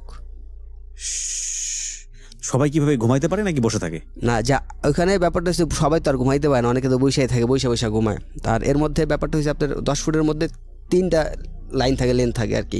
এই পাশে যাদের 3 মাস হয় ওনাদের একটা সিট দেয়, মানে 3 মাস যদি হয়ে যায় তারপর একটা সিট দেয় একা থাকার জন্য আর কি। আচ্ছা, এই পাশে ছোট, একটা মানে সিঙ্গেল লোক যেভাবে থাকে আর কি, নর্মালি আমরা বাইরে যেরকম থাকি ওরকম একটু ছোট আর কি, যাই হোক ওইখানে মোটামুটি থাকা যায়। তো ওরকম আর যারা নতুন যায় ওদের ক্ষেত্রে মাঝখানে দুই পাশে সিঙ্গেল লোক, মাঝখানে আপনার ওই যারা নতুন যায় গো দেখা গেছে যে অনেক চাপাচাপি করে অনেকে উঠা বসা থাকে, দেখতে হয়। আপনি কি করলেন? তো আমি প্রথম যেদিন গেলাম তো ওদিন তো খুব কষ্ট হয়েছে যেদিন প্রথম গেলাম। তো পরের দিন আবার ওইখানের আপনার ওই জেলের মধ্যে থাকে রাইটার থাকে যারা লিখে আর কি প্রত্যেকটা আসামি, বা ওইখানে যে আপনার কি বলে পর্যবেক্ষণ করে যে, তো উনি আমাদের মতো এরকম, আমরা তো যাদের সাজা হয়ে যায় আর কি, তো কোর্ট থেকে যাদের সাজা দিয়ে দেয় যারা কয়েদি বলি আর কি, যেটা ওনাদের আলাদা পোশাক, আর আমরা যেটা নতুন যাই বা ওটা তো আপনার হাজতি বলে আর কি, কোন সাজাটা জানা আমরা খাটতেছি মানে মামলা সাজা হয় নাই, জামিনে বের হইতে পারি এরকম। তো এখানে আমাদের এই এলাকার বড় ভাই ছিল, তো ওনার সাথে পরিচয় হয়েছে, উনি আবার ওইখানে রাইটার ছিল, মানে কার কি সিট দিবে না দিবে ওনার হাতে সব কিছু। যাই হোক ওনারে টাকা দিয়ে 1000 টাকা দিয়ে তারপর একটা সিট নিছি আমি, সিট নিয়ে। তো ওইখানে টাকা চলে না জেলের মধ্যে, আপনার বাইরে থেকে আপনার খাবার টাবার পাঠায়, সিগারেট পাঠায়, ওই সিগারেটের দর অনুযায়ী সিগারেটের প্যাকেট দিলে ওই হিসাবে টাকা হিসাব করে সিট দেয়। তো যাই হোক ওইখানে আমি একদিন যাওয়ার পরে সিট নিছি, কিন্তু এছাড়া যারা ছিল অনেক কষ্ট ছিল। তো আমার ফ্যামিলির টাকা দিয়ে গেছে দেখা সম্ভব হয়েছে, যাদের টাকা দিয়ে যায় না তো অনেক অসম্ভব। তো খাবার অনেক সমস্যা, তখন ফ্যামিলির তো আসলে আমার এরকম অ্যাবিলিটি ছিল না যে আইসা টাকা দিয়ে যাইবো তারপর আমি খাবো বাইরের খাবার, এরকম তো সম্ভব ছিল না। উল্টা আমার ফ্যামিলি দিতে পারতাম না বিধায় কিন্তু আমার এই কাজগুলো করা হয়েছে। রাইট। তো এখন এর সম্ভব না। তাই যাই হোক আমার বোনের হাজব্যান্ড মোটামুটি ওনার টাকা পয়সা যা ছিল উনি সহযোগিতা, উনি তার কন্টিনিউয়াসলি সহযোগিতা করবো না প্রথম। যাই হোক তো পরে সিট একটা নিয়ে দেখা যায় ওইখানে খাবার টাবার খুব সমস্যা হয়। তো তখন সিগারেটও তো খাইতাম, তো সিগারেটও ওইখানে ভিতরে হাতে নিতই তো বা বাইরে। তো দেখা গেছে ওইখানে ব্যাপারটা হয়েছে কি একটা ফ্যামিলির মতো ওইখানে ব্যাপারটা হয়েছে এরকম যে 5-7 জন মিলা একটা সংসার বলে ওই ভিতরে, 5-7 জন মিলা। তো দেখা গেছে আমার যদি খাবার দেওয়া যায় কেউ, তো আমরা 5-6 জন মিলামিশা খাবো আর কি। তো আরেকজনের যদি খাবার দেওয়া যায় এরকম। তো এর মধ্যে দেখা গেছে যে ওইখানে যার বাইরেতে খাবার আসে না, তো হ্যার পরিশ্রম কাজগুলো হ্যার করতে হয়, মানে যার বাইরেতে খাবার আসে না, তো প্রতি সপ্তাহে কিন্তু বাইরেতে খাবার দেওয়া যায় প্রত্যেকটা লোককে যার ফ্যামিলি আছে বা টাকা আছে। তো যার খাবার আসে না হ্যার কাজগুলো করতে হয়, তার গুড় অথবা ডাল দেয়। আর দুপুরবেলা আপনার সবজি ভাত, এরকম ভাত পাওয়া যায় মোটামুটি অনেক ভাত পাওয়া যায়, কিন্তু সবজি ফিক্সড তার মধ্যে তো খাওয়াই যায় না। কেন? ওই যে বললাম যে গন্ধ বা ওই মেডিসিন দেয়, এই জন্য খাওয়া যায় না। আর ওগুলা আর রাত্রেবেলা তো সপ্তাহে 2 দিন মাছ দিব, আর এছাড়া তো সবজি আছে। রাত্রেবেলা কি দেয়? মাছ 2 দিন মাছ দেয়, সপ্তাহে 2 দিন। আর এছাড়া একটু সবজি, আর সপ্তাহে 1 দিন কথা আছে, মানে আপনার জেলের যে নিয়ম অনুযায়ী সপ্তাহে 1 দিন গোশ দিতে হবে, কিন্তু ওরা 2 সপ্তাহ 3 সপ্তাহ পরেও দেয়, কিন্তু 1 পিস, মানে আঙ্গুলে যে করা পরিমাণ আঙ্গুলে যে একটা করা থাকে, মেডিসিন মিক্স করা থাকে। হ্যাঁ এগুলোর মধ্যে মেডিসিন সব কিছুতেই মেডিসিন মিক্স করা, মেডিসিন ছাড়া কোনো খাবারই নেই ওদের এখানে, মেডিসিন দেয় মিক্সড করে খাবার দেয়। ওই খাবার দিয়েই যে কোনো মতো চলে। তো বাইরেতে তো ওরকম বাইরের খাবার পাঠান যায় না, শুধু আপনার আমরা শুকনা খাবার যেটা বলি আর কি, বিস্কুট টিস্কুট, তাও ওই জেলের ওইখানে দোকান আছে, ওই দোকান থেকে কিনে বাইরেতে পাঠান যাবো না, কারণ বাইরেতে পাঠালে অনেক নেশা জাতীয় দ্রব্য ঢুকে ভিতরে, এই জন্য বাইরেতে পাঠানো যায় না, আর অনেক চেক করে ঢোকায়। আর শুধু বিশেষ কিছু দিন যেমন ঈদ, 2টা ঈদ, আপনার শবে বরাত, শবে কদর বা 16 ডিসেম্বর, আমাদের বা রাষ্ট্রীয় যেই কিছু বিশেষ দিনগুলো আছে বা ইসলামিক দিক দিয়ে বিশেষ দিন, ওই দিনগুলোতে বাইরেতে খাবার ঢুকতে দেয় আর কি, বাসাতে খাবার রান্না করে নিয়ে যাবো ওরকম ঢুকতে দেয়। এছাড়া জি। তো আপনার খাবার আসতো না, আপনি কি করতেন? আমার ওই যে খাবার আসতো না, আমি অল্প কয়েকদিন একটু কাজ করে দিচ্ছি ওদের। তারপর ওই যে বললাম আমাদের বড় ভাই যার মাধ্যমে 1000 টাকা দিয়া করছি, তো ওনার সাথে মীমাংসা মানে ওনার সাথে একটু এলাকায় যেহেতু থাকছে একটা পরিচিত একটা ছিল, তো ওইখানে তেমন একটা কাজ করতে হইতো না। আর দেখা গেছে যে একটা লোক ওইখানে 3 মাস হয়ে গেলে, 3 মাস হওয়ার পর তারপর একটু পুরান হয়ে গেলে তখন তার এমনি খাবার টাকা না এলেও সমস্যা নাই, বাকি মানে প্রতিদিন তো লোক আসতে আসে, তো একজন করে নেয়। তো নতুন লোক যারা কাজ করায় ওদের নিয়ে কাজ করায়, দেখা যাচ্ছে একটা লোকের যখন 3 মাস হয়ে যায় তখন ওইখানে সে পুরান হয়ে যায়, তখন তার ওই কাজ করার একটা থাকে না। যদি খাবার নাও আসে তারপর কাজ করার দরকার পড়ে না, তখন তার কাজ অন্য কেউ করে দিবে আর কি। ও হয় না যে ওইখানে কাস্টুরি বলি আর কি, যেটা কাস্টডি। তো এখানে তোর কাস্টডি যদি 3 মাস হয় তাহলে তো সিট দেয়, আর আমরা তো কিনা তো যে কোনো টাইমে নেওয়া যায়। আর 3 মাস হওয়ার পর যে যতদিন ওইখানে কাস্টডি হইব তার পাওয়ার তত বেশি। জি, মানে যে ওইখানে যদি আমার 5 বছর কাস্টডি থাকে তো এখানে আমি পাওয়ারফুল, এরকম ওইটার ভিতরে এরকম চলে। তো Okay. আপনার তো দেড় মাস 2 মাস পর কোর্টে নেওয়া যায়, কোর্টে উঠায়, তো জামিন চাওয়া হলে জামিন দেয় না। তো প্রায় 14 মাস পরে তো হাইকোর্টের থেকে জামিন হয়েছে আমার। তো জামিন হইয়া তো বের হইলাম। বের হওয়ার পরে ততদিনও আপনি স্বীকারোক্তি দেননি? না, ওই 14 মাসেও আপনি কোনো স্বীকারোক্তি দেননি? না, জেলের মধ্যে কোনো মারধর করে না। যদি তার মানে আপনি পুলিশের কাছেও এখন পর্যন্ত স্বীকার করেননি যে এই কাজটা আপনি করেছেন? না, সেই অর্থে আপনি আজকে প্রথম সিক্রেটস অনুষ্ঠানে আপনি প্রথম স্বীকারোক্তি দিলেন যে হ্যাঁ আপনি কাজটা করেছিলেন। হ্যাঁ এটা যে আপনার জন্য অনেক বড় বিপদ ডেকে নিয়ে আসতে পারে এটা জেনেও আপনি এটা করেছেন। হ্যাঁ, এটা কারণ একটা আসলে গণমাধ্যমে স্বীকারোক্তি দেওয়া, এটা এখন আমি যতদূর জানি যে এটা এখনো মামলাধীন অবস্থায় রয়েছে। মোহাম্মদ রানা স্যার। এটা এই মামলা এখন পর্যন্ত চলছে, তো সেটার পরেও কেন আপনি এই স্বীকারোক্তিটা দিলেন? কারণ স্বীকারোক্তিটা দিলাম এই জন্য যে আসলে আমি তো অপরাধ করছি, আর প্রত্যেকটা অপরাধের শাস্তি অবশ্যই তার পাওয়া উচিত। এটা এখন আমি এই দুনিয়াতে না পাই, আখিরাতে অবশ্যই আমার পাইতে হইব। তো এই জন্য চিন্তা করলাম যদি শাস্তি হয়েও যায় আমার, হোক, কারণ আমি অপরাধ করছি, অপরাধের শাস্তি তো অবশ্যই পাইতে হইব, এটা তো দিতেই হইব। এখন আমি বললাম না যে দুনিয়া না পাই, আখিরাতে অবশ্যই আল্লাহ দিব আমারে, তো দুনিয়াতেই পাওয়া যাই। আর এছাড়া শাস্তি মোটামুটি অনেকটাই পাইছি। 14 মাস যেহেতু জেল খাটছি আমি এখানে, আমি যে ক্রাইমগুলো করছি যাতে ক্রাইমগুলো অন্য কেউ না করে, এই জন্যে মানুষ যাতে সচেতন হয় এই কাজগুলো করলে যে কি বিপদে পড়তে হয় বা কতটা কষ্টে থাকতে হয়, এগুলা আসলে আমি মানুষের কাছে জানাইলাম যাতে ওনারা এই কাজটা ভবিষ্যতে না করে, এই আচ্ছা। জন্যই এই কাজগুলা। ওকে, তো আমি যেটা বুঝি যে আপনার জীবনটা এখনো ঝুলন্ত অবস্থায় আছে, মামলা জটিলতার মধ্য দিয়ে যাচ্ছেন আপনি। এটা কবে নাগাদ কিভাবে সমাধান হবে আপনি সেটা জানেন না। জানি না। এবং আপনি এখানে সিক্রেটস অনুষ্ঠানের আজকে প্রথম অতিথি, প্রথম পর্ব। সেখানে আজকে আপনি নিজের জীবনের অন্যতম একটা সিক্রেট আপনি আজকে লাখ লাখ মানুষের সামনে কনফেস করলেন, এবং সেটার পেছনে উদ্দেশ্য ছিল একটাই, যাতে আপনার মতো করে এরকম কোনো গোপন সত্য কারো জীবনে যাতে না আসে, এবং এটা থেকে আসলে যে পার পাওয়া যায় না। আমি একটা ছোট্ট জিনিস আপনাকে বলি, যেই ফ্যামিলির জন্য প্রথম পর্যায়ে তো একটা মেয়ের সাথে রাগ করে আপনি এই পথে আসলেন, চুরি করলেন, ছিনতাই করলেন, ডাকাতি করলেন, যাই করেন না কেন, পরবর্তীতে এটা আপনার প্রয়োজন ছিল শুধুমাত্র আপনার ফ্যামিলিকে সেভ করার জন্য। সেভ করার তার জন্য। বাসা ভাড়া দিতে হবে, এই টাকা কিয়ামত হয়ে গেলেও আপনাকে দিতে হবে। যেই 14 মাস আপনি জেলে ছিলেন সেখানে তো 14 পয়সাও আপনি বাড়িতে পাঠাতে পারেননি। হ্যাঁ, আপনার মা কি বেঁচে ছিল না? হ্যাঁ, আমার মা বেঁচে ছিল।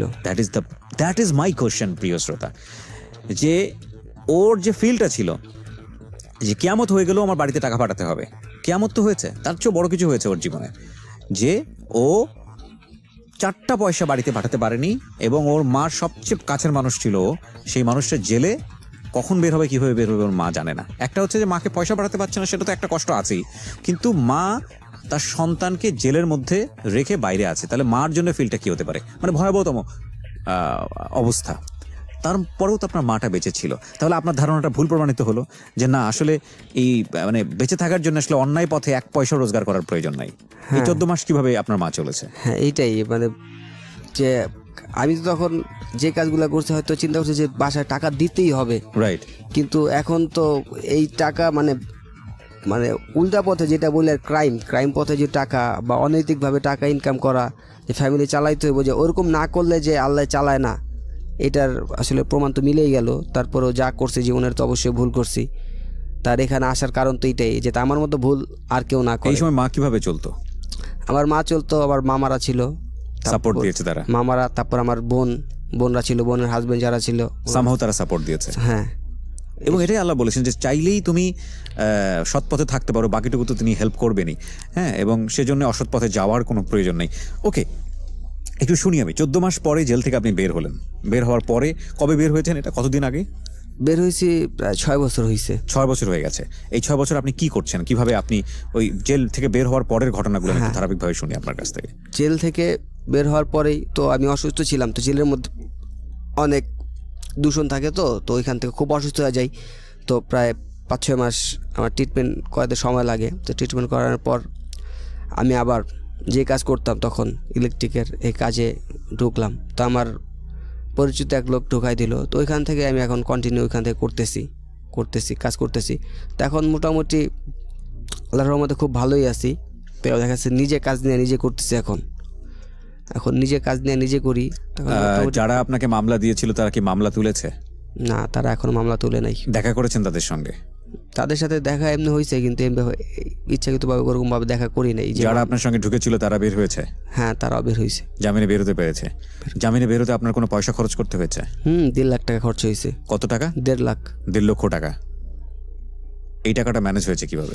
এই টাকাটা ম্যানেজ হয়েছে মানে আমাদের যে জমি ছিল, তো বাপের কিছু জমি পাইতাম, জমি আর আমার মার কিছু টাকা ছিল আর কি জমানো, খুচরা করে যে জমানো কিছু টাকা ছিল, ওই বিশেষ করে ম্যাক্সিমাম টাকায় আমার মার খুচরা করে জমা যে টাকাটা জমাইছে আর কি, ওই জমানো টাকা দিয়েই বের হয়েছে।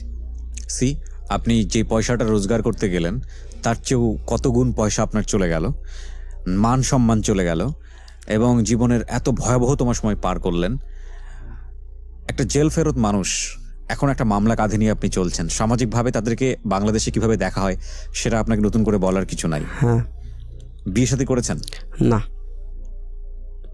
এর পরবর্তীতে জীবনে কোনো সম্পর্ক হয়েছে বা সম্পর্কে জড়িয়েছেন কোনো মেয়ের সঙ্গে? না, এরপর আর কোনো মেয়ের সাথে সম্পর্ক হয়নি। চেষ্টা করেছেন? না, চেষ্টাই করে, ওর মন মানসিকতা ছিল না। সি, আপনার ভেতরটাকে তো মেরে ফেলেছে। একটা যেটা হচ্ছে চেষ্টা করতে গিয়ে আপনি যে ধরনের প্রতিবন্ধকতার মুখোমুখি হবেন সেটা ডিফারেন্ট কেস। বিয়ে করার যদি মানে সে যদি পথের ভিখারিও হয়, সে যদি জানে যে তার মেয়েকে যার সাথে বিয়ে দিচ্ছে সে একটা মামলার আসামি, সে 100 বারের জন্য চিন্তা করবে, বিয়ে দিবে না সে। হ্যাঁ, অবশ্যই। এবং এরপরে আপনি আর কোনো চিন্তাই করেননি কোনো মেয়ের সাথে জড়ানোর জন্য। হয়তো চিন্তা করলে সেখানেও আপনি বাধাগ্রস্ত হবেন। হ্যাঁ, এটাই অবশ্যই। তো আপনি এখন সৎ পথেই পয়সা রোজগার করছেন? হ্যাঁ, সৎ পথেই পয়সা রোজগার, আল্লাহর রহমতে খুব ভালো আছে এখন। এটা তো সবচেয়ে বড় গিফটের যে আপনি শেষে অন্তত বলতে পারছেন যে আল্লাহর রহমতে আপনি ভালো আছেন। কি বলতে চান যারা আপনাকে এতক্ষণ ধরে শুনছে বা যারা এতক্ষণ ধরে আপনাকে শুনলো, তাদের উদ্দেশ্যে কিছু বলার আছে আপনার সবকিছু মিলিয়ে? হ্যাঁ, অবশ্যই। এখানে লিসেনার যারা আছে ওনাদেরকে বলতে চাই যে আমি আরিফ হোসেন যে ক্রাইমগুলো করে আসছে এই পর্যন্ত টাকার জন্য, শুধু একটা মেয়ের ভালোবাসা হোক বা ফ্যামিলি সংসার টাকা জোগাড় করার জন্য হোক, যেভাবেই হোক, তো এই ক্রাইমের টাকা দিয়ে আসলে সংসার চললেও কিন্তু একটা পর্যায়ে এর বোঝা মাথায় নিতেই হয় অবশ্যই। যে আপনি ক্রাইমগুলো করছেন এর অবশ্যই এর বোঝা নিতেই হইব। তো ক্রাইম করলে যে একটা সংসার ফুললি ভালোভাবে চলে এটা কোনো মানে হয় না। আর ক্রাইম না করলেও সৎভাবে চললেও সংসার সুন্দরভাবে চালানো যায়, এটাই আমার কথা। যে ক্রাইম আসলে যারা শুনলেন আমার কথা, এরকম ক্রাইম আসলে আপনারা যদি চিন্তাও থাকে আপনাদের, এখন এই এপিসোডটা শোনার পর থেকে, আপনারা প্রোগ্রামটা শোনার পর থেকে আসলে ছেড়ে দিবেন যে এই ক্রাইম আসলে করা উচিত না। এই ক্রাইম করলে আমি যেই প্রবলেমটা ফেস করছি অবশ্যই আপনারা এই প্রবলেমটা ফেস করতে পারেন। So fine. Doctor Tajul Islam, এতক্ষণ ধরে ওনাকে আমরা যেটা শুনছিলাম সেটা ঠিক আছে। আমি ওনাকে মূল্যায়নের জায়গাটায় আপনাকে ফ্লোর দিব না। আমি সামাজিক প্রেক্ষাপটে বেশ কয়েকটা বিষয় আপনাকে জানতে চাই। একটা হচ্ছে, আমরা খুব ভালো করে বুঝতে পারি যে কোনো সিক্রেটসের পেছনে একটা শক্তিশালী রিজন থাকে, এবং যে কোনো ভয়াবহ অপরাধের পেছনে একটা শক্তিশালী রিজন থাকে। সেই রিজনগুলো আমরা পেয়েছি এখানে, কিন্তু ফোকাসটা করতে চাই আমি হচ্ছে অনিশ্চয়তার জায়গাটাতে। দেখুন, এই ছেলেটা অপরাধ করে পয়সা রোজগার করে তার মাকে দিত, তার ফ্যামিলিকে কন্ট্রিবিউট করতো, এবং একই সাথে এই ছেলেটার অপরাধের দিকে ঝুঁকে যাওয়ার পেছনের কারণটাও হচ্ছে এই অর্থই। কারণ সে মনে করেছে জীবনের একটা পর্যায়ে যে অর্থ থাকলে একটা মেয়ের মন পাওয়া যায়, সুতরাং আমাকে যেভাবেই হোক না কেন অর্থ রোজগার করতে হবে। এই দুটো জায়গার ব্যালেন্স কিভাবে করা সম্ভব? এবং এই যে দুটো ঘটনা, এই দুটো ঘটনা কিন্তু আমাদের প্রত্যেকের জীবনেই খুব কমন। আমরা যে এত কাজ করি, এত পরিশ্রম করি, এই তো পয়সা রোজগার করার জন্য, আমাদের ফ্যামিলিকে হ্যাপি করার জন্য, এবং সেখানে বিভিন্ন লেভেলের দুর্নীতি হয়। এবং একই সাথে ও যে ঘটনার মুখোমুখি হয়ে পয়সার প্রতি লোভের পড়ে গিয়েছে বা পয়সার দিকে অন্যভাবে মোটিভেট হয়েছে, সেরকম ঘটনাও আমাদের প্রাত্যহিক জীবনে ঘটে। তো এই রকম ঘটনা ঘটলে সেখান থেকে নিজেকে নিজে ভালো পথে মোটিভেশন করা কিংবা মোটিভেট করে ভালো রাখা, এটা কিভাবে সম্ভব? কোনো টেকনিক আপনার জানা আছে কিনা? জি, এটাও একটা গুরুত্বপূর্ণ। আমাদের এই সমাজে আমরা যতটুকু দুর্নীতি দেখতেছি, ঘুষ বলেন বা সকল রকমের দুর্নীতি যেগুলো আছে, তার পিছনে প্রধান কারণ হচ্ছে যে টাকা উপার্জন করব, সেই টাকা দিয়ে সংসার চালাবো, আরো খুবই নামি দামি এবং ভালোভাবে মানে সবার দাবি পূরণ করব। স্ত্রীর অনেক চাহিদা আছে, ছেলে মেয়ের অনেক চাহিদা আছে, বড় গাড়ি থাকবে, এটা করবে সেটা করব। আর এখানে আজকের আরিফের ব্যাপারটা হয়তো ওই পর্যায়ে নেন না। সে হয়তো দরিদ্র মানুষ, তার তারও পরিবারকে হয়তো তাকে ভরণ পোষণের জন্য দায়িত্ব নিতে হয়েছে। আচ্ছা, আরিফের মতন দরিদ্রদের যেমন সংসারের দায়িত্ব নিতে হয়, কিন্তু আবার আরো অনেকেরই আছে তারা দায়িত্ব নেয়, দায়িত্বের উপরেও তারা ওই অনেক বিলাস বেসন অনেক কথা, অর্থাৎ সংসার করার জন্য তাদের দায়িত্ববোধের কারণে, তাদের মতে আর কি, দায়িত্ববোধের কারণে তাদের টাকা দরকার, অর্থাৎ টাকা করতে হলে তাদেরকে যে উপায় তা করা দরকার, তা ঘুষ হোক, খুন ডাকাতি হোক অথবা কিডন্যাপ হোক, তারা করে। এই যে কাজগুলি করে, এখানে দুইটা দায়িত্ব আছে, যারা করে তাদের একটা দায়িত্ব এবং যারা নেয় তাদেরও দায়িত্ব আছে। যারা নেয় তাদেরও বুঝতে হবে যে আমার স্বামী বা আমার বাবা কিভাবে উপার্জন করে, সে কি ঘুষ খেয়ে উপার্জন করে বা খারাপ পথে এনে আমাদেরকে এটা দেয়, তাদের সে দাবিটা কমাইতে হবে, 1 নম্বর। আর 2 নম্বর হচ্ছে মনে রাখতে হবে যারা এই পাপ কাজটা করতেছেন তাদের মনে রাখতে হবে যাদের জন্য আমি এই যে অপকর্ম করতেছি, কাল হাসরের দিনে কিন্তু দায় থাকবো আমি, তারা কিন্তু উপভোগ করে গেল, আর এর পাপের জন্য শাস্তি ভোগ করতে হবে আমাকে, 1। 2 নম্বর 3 নম্বর হচ্ছে যে এই জগতেও যদি কোনো দায় দায়িত্ব নিতে হয় অথবা ধরা পড়া যায়, যেমন আরিফের ক্ষেত্রে হলো, তাকে জেলে যেতে হলো, এমনকি সে তো মারাও যেতে পারতো, অথবা অন্যান্য ভাবে হতে পারতো, অর্থাৎ এই জগতেও যদি তার কোনো বিপদ হয় সেটাও তাকেই কিন্তু মোকাবেলা করতে হবে, এটার জন্য সেই দায়ী থাকবে। অতএব এই তথাকথিত দায়িত্ব, এটা ঠিক দায়িত্ব আমি বলবো না, এটা একটা ভুল পারসেপশন, ধারণা যে আমি মানে যেভাবে হোক টাকা উপার্জন করে সংসার চালাবো এবং সবার মানে সন্তুষ্টি অর্জন করবো বা চাহিদা পূরণ করবো, কোনোভাবেই এটা নৈতিক দিক থেকে সম্মত নয়। সবভাবে মানে জীবন যাপন থেকে যতটুকু মানুষ উপার্জন করতে পারে, মানুষ আল্লাহ যাকে যতটুকু রিজিক দিয়েছে সেই রিজিক দিয়ে জীবন চালাতে হবে, নিজের জীবন চালাতে হবে, অন্য জীবন চালাতে হবে। যাদের জন্য আপনি চালাতে চাচ্ছেন তাদেরকে এটা বুঝতে হবে, তার যদি না বুঝে মনে করতে হবে তারা আপনার উপর অন্যায় জিনিস আরোপ করতেছে, অতএব আপনি সেই অন্যায়টা মানা কোনো কারণ নাই, এবং এটা না করলে আপনি দায়িত্বহীন হয়ে গেছেন, এটা কোনোভাবেই সঠিক কাজ ধারণা নয়। অনেক ধন্যবাদ ডক্টর তাজুল ইসলাম আপনার মূল্যবান মতামত আমাদেরকে জানানোর জন্য। আপনাদেরকে অনেক ধন্যবাদ। Thank you so much.